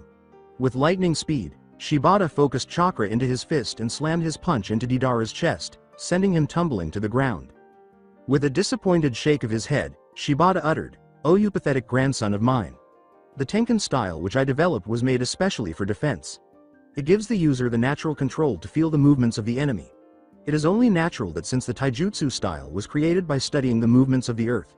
Your techniques are useless against me. After wiping the blood from his mouth, the Iwa missing nin scowled at his grandfather and said, You were always the hard ass of the family. Tough as stone and cold as ice, but I'm willing to bet that defense of yours isn't so sturdy anymore. He put his hands in his back pocket and got back up. I'm going to destroy you today, old man, and once I'm done mopping the floor with you, I can finally leave my past behind. Shibata chuckled. My blood runs deep in your veins, Deidara. You are my daughter's son. No matter where you go, who you kill, you will always be my grandson. Shibata bounded forward and jumped high into the air after saying that. When he reached his top speed, he started to twist and turn before rapidly descending toward the ground. Ryusei Taken! Exclaimed the Tsuchikage. Deidara's body trembled as he saw the impending attack. Is this anxiety? He pondered. No, I fear no one. A fiery determination was gradually replacing the cocky expression that usually filled his eyes. TCH, making me use this move. Before flipping through a series of hand seals, the blonde missing nin started to take deep breaths. Despite their distance from one another, Shibata could tell his grandson was planning something, but it made no difference. Anything that stood in his way will be destroyed by this attack. Doten. Kabaku Nendo. C5 Teppiki. When the technique's name was revealed, Shibata yelled. No, he made a valiant attempt to alter his course, but it was impossible given how quickly he was falling. This is it, Gramps, exclaimed Deidara. Don't be late for your appointment with death. Shibata forced himself to shift his position as he approached the clay fortress, landing backwards into the clay rather than headfirst. It's not over yet. Shibata's head turned slightly as he calculated how long he had left before he fell into the exploding clay. He swiftly got to work, completing 3 hand seals. Ox, snake, boar, etc. Deidara was grinning as he waited patiently for the deafening explosion to come. When he saw his grandfather striking the clay in a peculiar manner, his triumphant expression changed to a frown. His grandfather slammed his palm on top of it rather than colliding with it. When he witnessed his own clay fortress gradually changing and twisting into an earthen golem, his eyes widened. His grandfather responded, a little exhausted, it's a pretty handy technique, isn't it, Deidara? Deberu no Ohitoko. Deidara screamed, I hate you, I hate you, I hate you. The Akatsuki member tore off his special clay pouch and jammed his hands inside, asking, why can't you just die? Clay started to fall out of his hands as he waved them around in a matter of seconds. Doten. Kabaku Nendo. C10 Sen Buben. Shibata believed he was sufficiently well rounded, having seen nearly everything and participated in a wide range of combat situations. He never imagined that he would truly be rendered speechless on this day. In his office, 1,000 soldiers made of exploding clay materialized. They were all standing on top of one another or hanging around, their faces contorted as they stared at him. To say he was shocked would be an understatement. He and his golem were up against 1,000 of them. It was definitely not his day. Deidara said icily, die. To protect himself from the approaching attacks, Shibata withdrew his golem. His mind raced to come up with a lot of different answers to this issue, but they all led to his demise. The Tsuchikage's grandson's name was the final thing that came to mind. Deidara. He yelled, Deidara, with all of his might. Shibata glared at his grandson angrily while holding up the ox's seal. You're not the only one with a final jutsu. Doten. Shinu Gojinka, was the Godem Tsuchikage's final statement. For the two warriors, everything turned black after that. Deidara's soldiers were immediately engulfed by the earthquake's powerful epicenter, which set off a series of events that culminated in a massive explosion. Deidara's eyes were going black, and he was grinning slightly. He whispered, I did it, as he collapsed to the ground and gradually lost consciousness. It was at its limit, for the whole tower began to tremble. When Shibata's earthen golem saw the building collapsing, it carried its master to safety as part of its duty. As he rose from the ground, Tobi remarked, Senpai, I told you that I won't carry your sorry carcass back to the base, but in the end, you did well. He was holding a dusty old scroll with the Iwa symbol on it, and he said, and it looks like you held up your end of the bargain. The orange masked nin quickly returned to base after grabbing Deidara by the shoulders and vanishing into the night. Let's go home. Sato no Kirigakure. As he searched the first floor library, Zetsu let out his 100th sigh. He was becoming increasingly impatient with the search by the second. There were countless books and scrolls scattered about this man. Days may pass before they find the scroll. He dropped the book as a tiny explosion happened as he was reaching for the next one. He let out a sigh as he felt another similar explosion. His spouse became disinterested. What do you do? I'm just enjoying myself a little. His other half replied, this place bores me to tears. In addition, the man ought to be put to death. I propose that we pursue the Mizukage. No, our objective is to locate and recover the hidden scroll. I just so happened to find it. The little thing is feisty. Complete with the Kirigakure seal. If the man had to conceal it behind his portrait, it must be significant. Was it concealed behind that? Zetsu asked. How did you know that was where to look? Hold on. I'm not even interested in finding out. Now that the tedious task is finished. This joint is blowing me away. Leave the tower and meet me outside in 2 minutes. In order to make Itachi San's Amaterasu appear like a tiny bonfire, I filled the entire room with exploding tags. When he heard his other half's response, Zetsu scowled. Itachi-san would castrate us both if he heard what you had to say. When you're finished, let's move quickly. With a hint of humor in his voice, his other half replied, I am already outside. Zetsu went outside to the balcony and peered down, growling. His significant other was standing there grinning broadly and waving. It's best to descend before it blows. He jumped over the railing and landed beside him with grace. Why are you blowing it up? Because the man's an insult to losers everywhere. I refuse to let his legacy continue. What does that have to? Shushing and demanding silence, his other half raised his hand. A smile spread across his face as he said, it's starting. He then wrapped a small piece of paper around a kunai. The kunai stuck itself in the center of the wall with expert accuracy. Zetsu opened his mouth to speak again, but was stopped by an explosion. Where the Mizukage's office had been, there was now a fireworks show. The building burst into flames, setting everything nearby on fire as well. It was quite remarkable. The amount of damage caused by exploding tags surprised him. He demonstrated his admiration by whistling softly. Good job. Zetsu put a hand on his counterpart's shoulders and said, thank you. The two reunified as one. He carefully examined the scroll while keeping it safe in his palms. The original scroll of the Mizukage. It's so old and fragile. I wonder if there's anything written on it. The lighter side said, don't. Leader. Sama would kill us if we destroyed the scroll. When their leader was mentioned, he felt his darker side tremble, and he had to agree. Pain. Sama was a ruthless individual who did not accept failure. The thought of what had happened to the last failure made him shudder. It was a rather gory scene. Together, they said, let's make haste back to base. With that, the Akatsuki member vanished into the trees, leaving the crumbling tower to fall slowly. Sato no Tsunade. It was rather surprising, and somewhat impressive, but one thing was certain. It wasn't funny. He completely rethought his strategy when he realized that Gaara was capable of doing something like this. Perhaps he ought to have sacked his office in search of the scroll and killed him there. Itachi frowned at himself, assessing his situation. Never allow yourself to be taken by surprise. That was his most important rule, and he utterly failed. Itachi maintained a frown while his Sharingan considered the situation slowly. The sand appears to be much harder than usual, which was most likely caused by the chakra that was stored.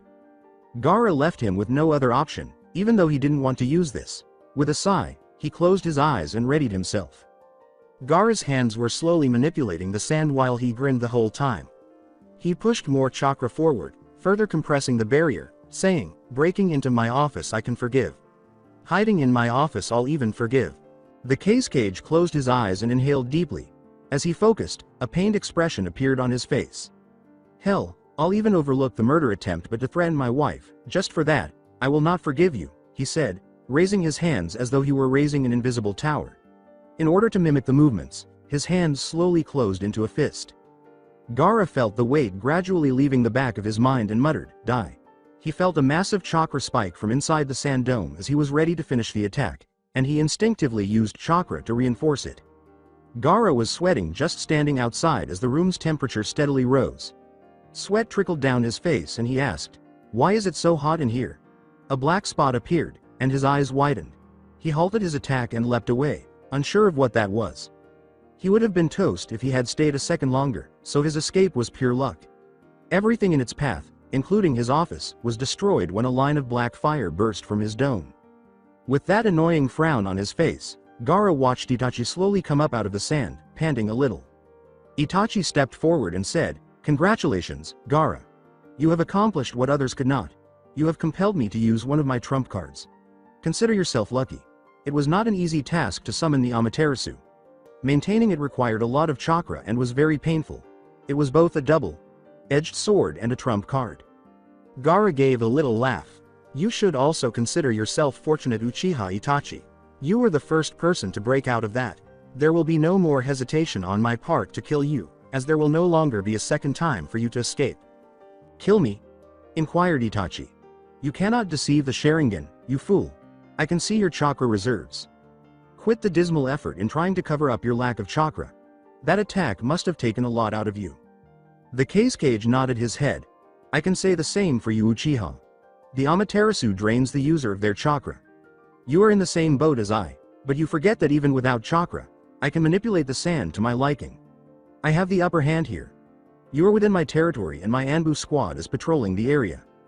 Itachi raised a finger and remarked, that may be true, but you have forgotten something, Gaara. You're not in your world anymore, you're in mine. The world Gaara had known abruptly vanished, and the beige hues of his office gradually gave way to a deep shade of black and red. What the hell is this? Itachi replied, welcome to my world Kage. Dono. This katana will repeatedly stab and cut you through the stomach for the next 72 hours. He was further amused when he noticed Gaara struggling against his restraints. Don't bother to escape Gaara-kun. This is my world and in here, you will not escape. Let us begin. Itachi sent the young Kage screaming in agony as he stabbed Gaara in the stomach with the katana. 71 hours, 56 minutes left.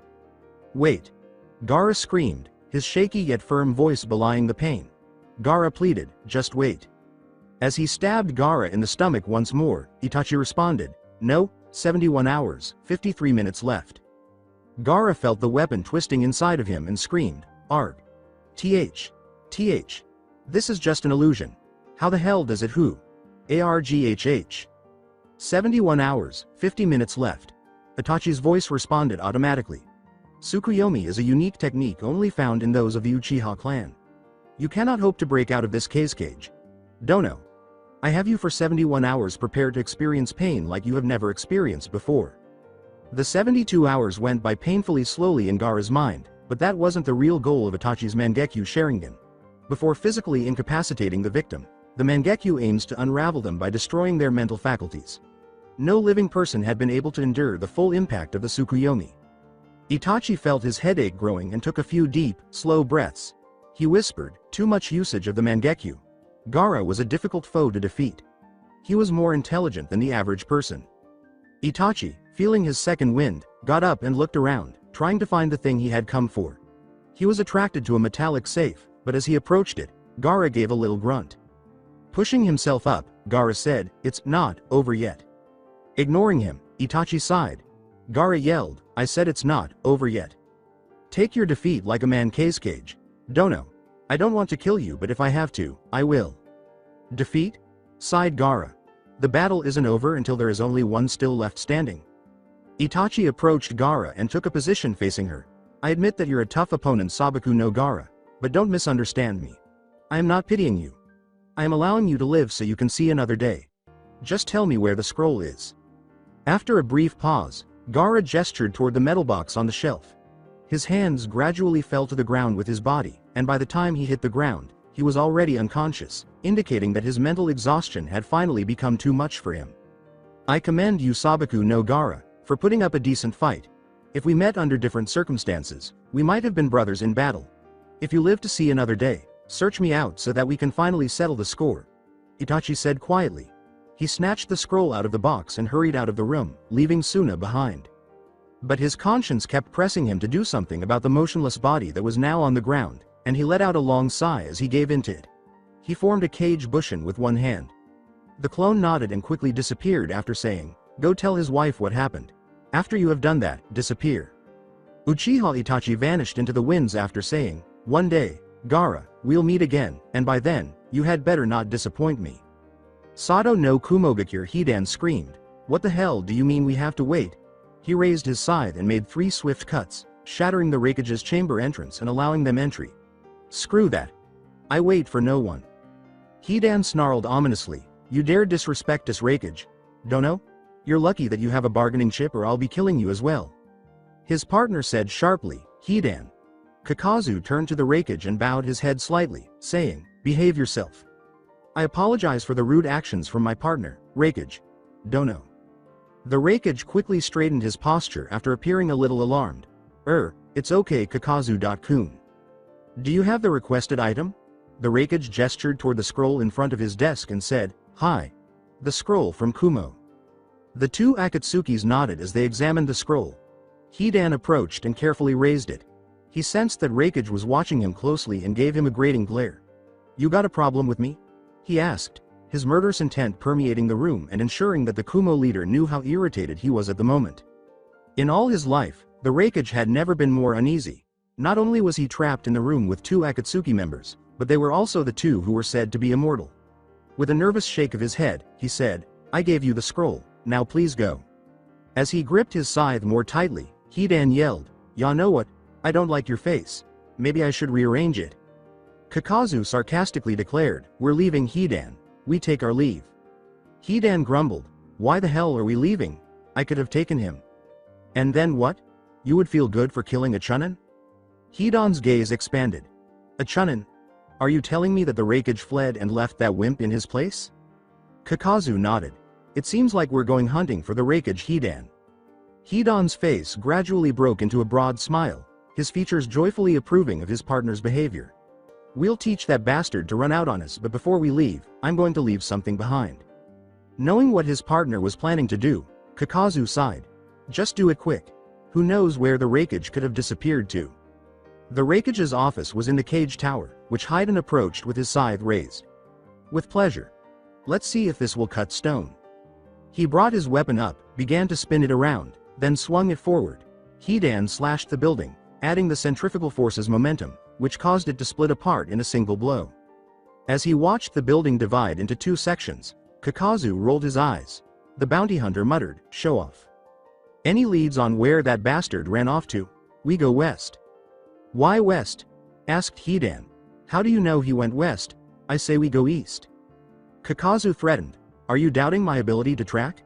Are you mocking my field of expertise?" Hidan put up his hands in defense and said, No, I was merely voicing my opinions." Kakuzu closed his eyes and felt the steady pounding of his many hearts. "If I wanted your opinion, I would have asked." It was one of those trade secrets he learned early in his career, and he listened for the sounds carried by the wind. "West, about 3 hours away. We can catch up to him if we hurry now." Hidan exclaimed, "Now you're talking," and hurried away. After giving his partner a nod, Kakuzu made sure the document was securely stored in his compartment before pursuing them. "Leader. Sama would repeatedly kill them for it if it were destroyed during their hunt. There is something to be afraid of, even immortals. A lifetime of suffering. Nobody desires that." Sato Konohagakure with an overconfident smirk, Koharu remarked, "Are you making empty threats again, Uzumaki? You won't kill us. You can't. And please enlighten me to the reason why." As Homura pulled out the old scroll, Koharu snapped her fingers, saying, "I have something you need, something you want.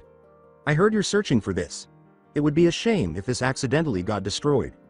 Something didn't make sense, but Naruto snarled under his breath. How could they have guessed his target? When the realization hit him, he narrowed his eyes. A spy was present.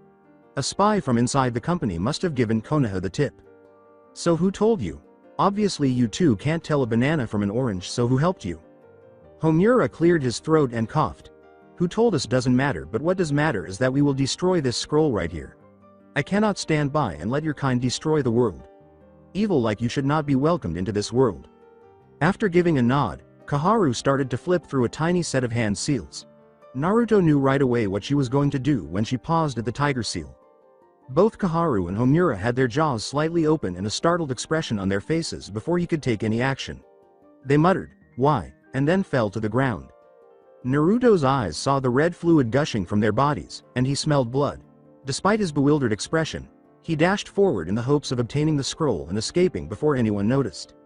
Naruto reached for the scroll, but something grabbed it before he could get it. With a huge smirk on their face, the figure slowly emerged from the shadows. "Greetings again, Uzumaki." Naruto was taken aback for the second time today. "Danzo," he uttered softly. "You killed them?" Danzo laughed. "They served their purpose. There is nothing more for them except death." "Oh, I'm sorry. You wanted to kill them, didn't you?" the warlord innocently responded. "So instead of two old farts, I get to deal with an even older fart. It doesn't matter to me. I'll kill you this time around. I don't think you comprehend the situation. I have the scroll. You need it. You see how this works? You cannot threaten me." Naruto's gaze shifted away from the warlord and toward the scroll being held in Danzo's hands. He couldn't possibly move quickly enough to get over there without Danzo noticing. He pondered the events for a few moments before coming to a conclusion. When he did, Naruto said, "What do you want, Danzo?" "Swear on the grave of the Sandaime that you would forever serve me." Danzo would have died instantly if appearances could kill. There was no denying Naruto's response. His irate snarl demonstrated how incensed he was at the man's request. "You dare ask that of me? I serve no one." "You will serve me," Danzo bellowed. "Obey me now," he said, his fists clenched around the scroll. Naruto pondered whether he could use his wind blade to cut off that hand, but this was Danzo, who wasn't yet senile. Even though he was still disabled, he remained a threat. "Well, my servant to be, have you?" "Ga." Danzo's breathing became erratic as he abruptly choked on his own words. Startled, he looked down at his chest and saw a hand protruding through it. "I finally found you, Danzo." A little taken aback by the sudden turn of events, Naruto stood there. Initially, Koharu and Homura attempted to blackmail him, but he ultimately died at Danzo's hands, who also sought his complete allegiance. Was the person holding onto the scroll simply experiencing an unlucky cycle? "Did you think you could escape from these eyes?" Danzo's strength was rapidly diminishing, and he was struggling to form sentences while gasping for air. "Uchiha Sasuke," he hardly managed to pronounce the name. Pushing Danzo forward, Sasuke made himself visible. Watching the elderly warlord fall to the ground and draw his last breath, he withdrew his arm from Danzo's chest. With the scroll in hand, Sasuke questioned, "Is this what you want, Naruto?" Naruto rolled his eyes and questioned, "Are you going to blackmail me as well? That would make you person number 3, or was it person number 4? I don't remember. I lost count after the first one." Sasuke kept quiet while examining Naruto's clothing. "Akatsuki, huh?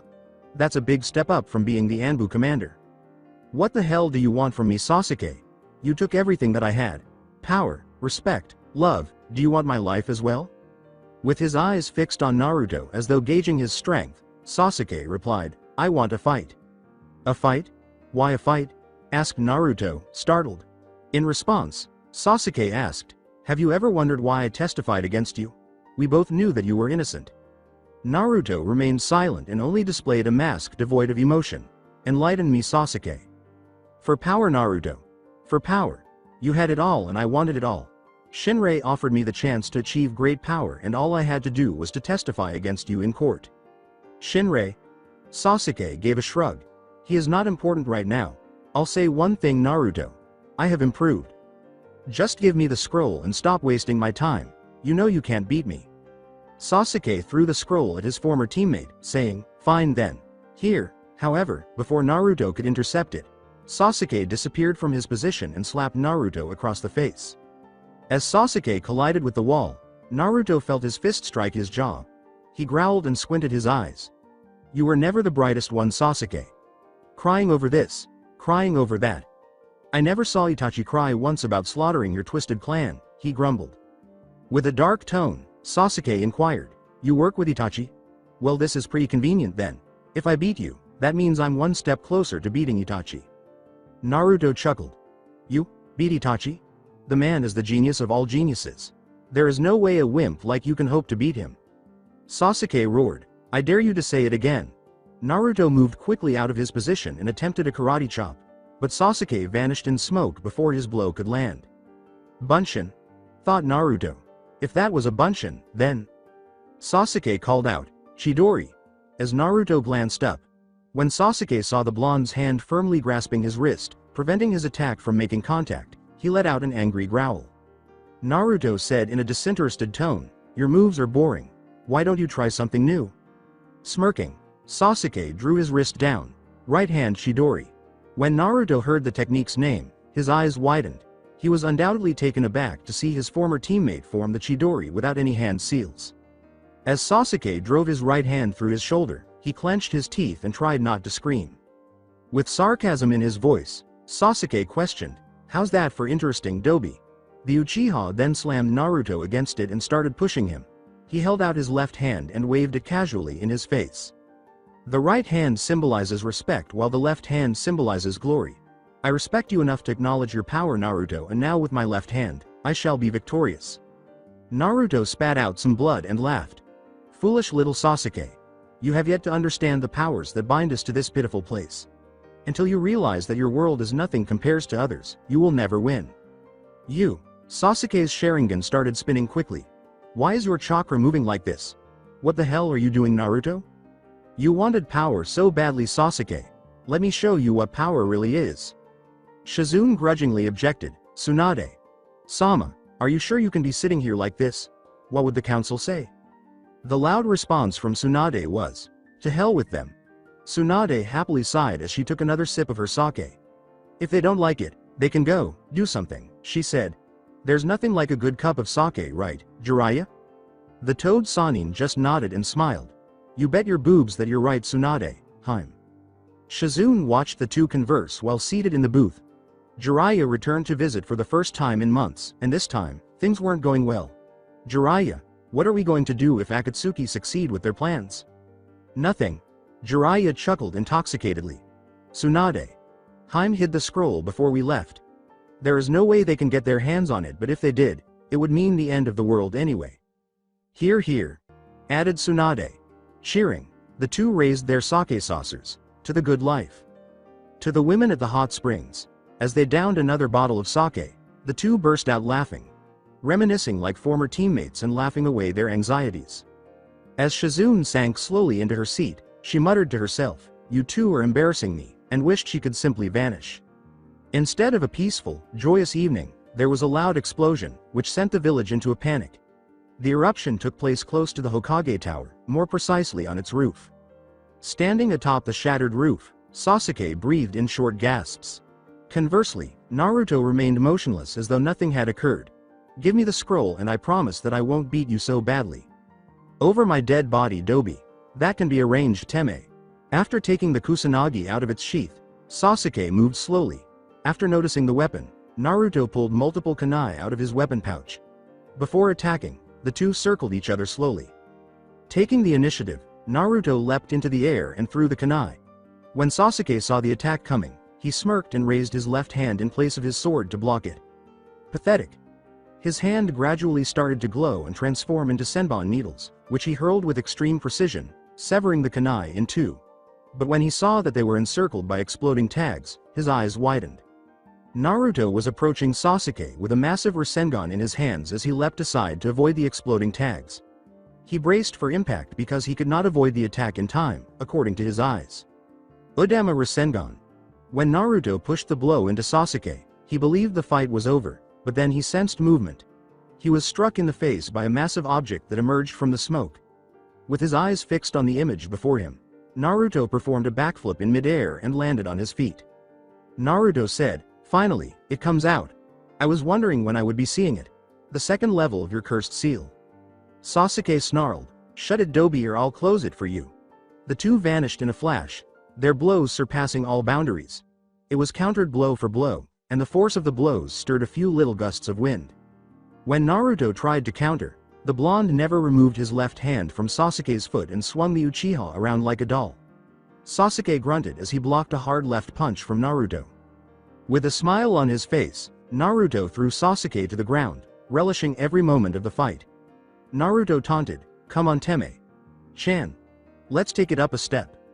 Without delay, Sasuke lifted himself off the ground and executed a sequence of hand seals. Kaden. Gokaku no Jutsu. A meteor-sized ball of fire emerged as Sasuke held his fingers to his lips. A dark blue flame was created in place of the orange one. Naruto could feel the intense heat emanating from the technique as the jutsu approached. He jumped out of the way, mentally noting that he would not be struck by any Kaden techniques in the future. Come at me with your scary level 2 form, Teme. Chan. I want to see the power that Orochimaru Yaro gave you firsthand.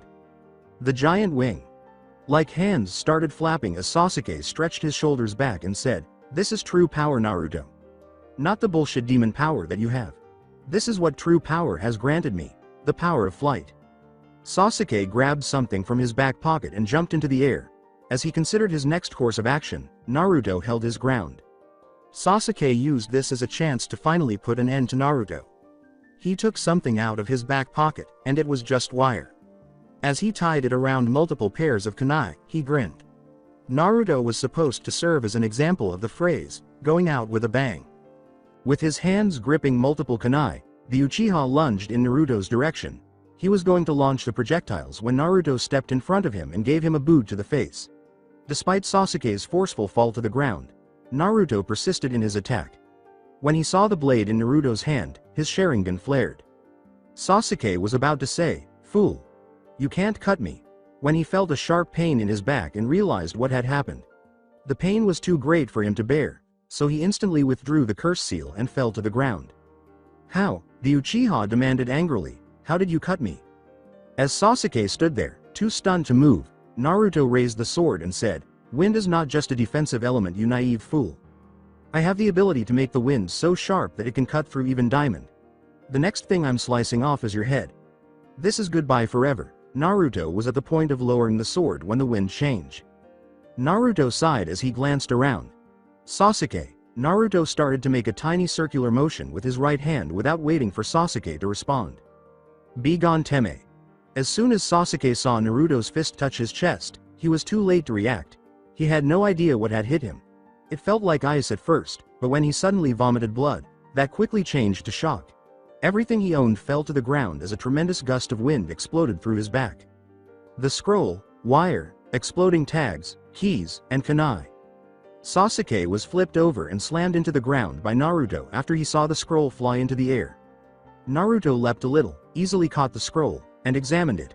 All this trouble for a piece of paper, he interrupted himself. Before vanishing, he glanced back at Sasuke one final time. However, the instant Naruto cut Sasuke's wing, Sasuke felt his entire world fall apart. He reluctantly got to his feet after hearing the faint sound of approaching people.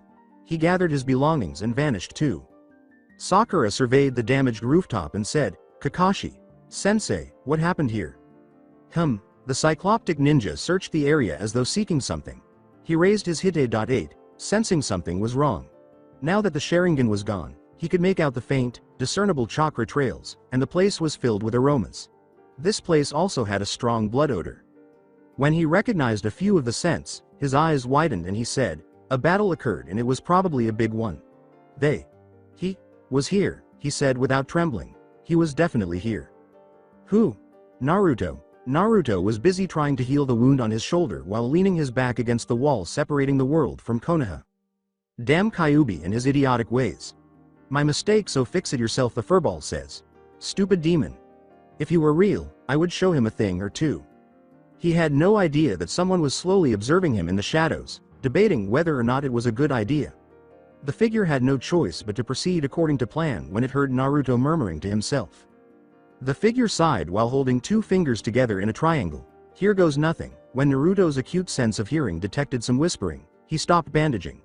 He shrugged it off after taking a cautious look around. He was falling backwards the next moment, and the final words he heard were, "Shinrenshin no Jutsu." So that's it for today. I hope you guys enjoyed it. Don't forget to like, share and subscribe to the channel for more awesome stories like this. Thank you. See you all in my next video.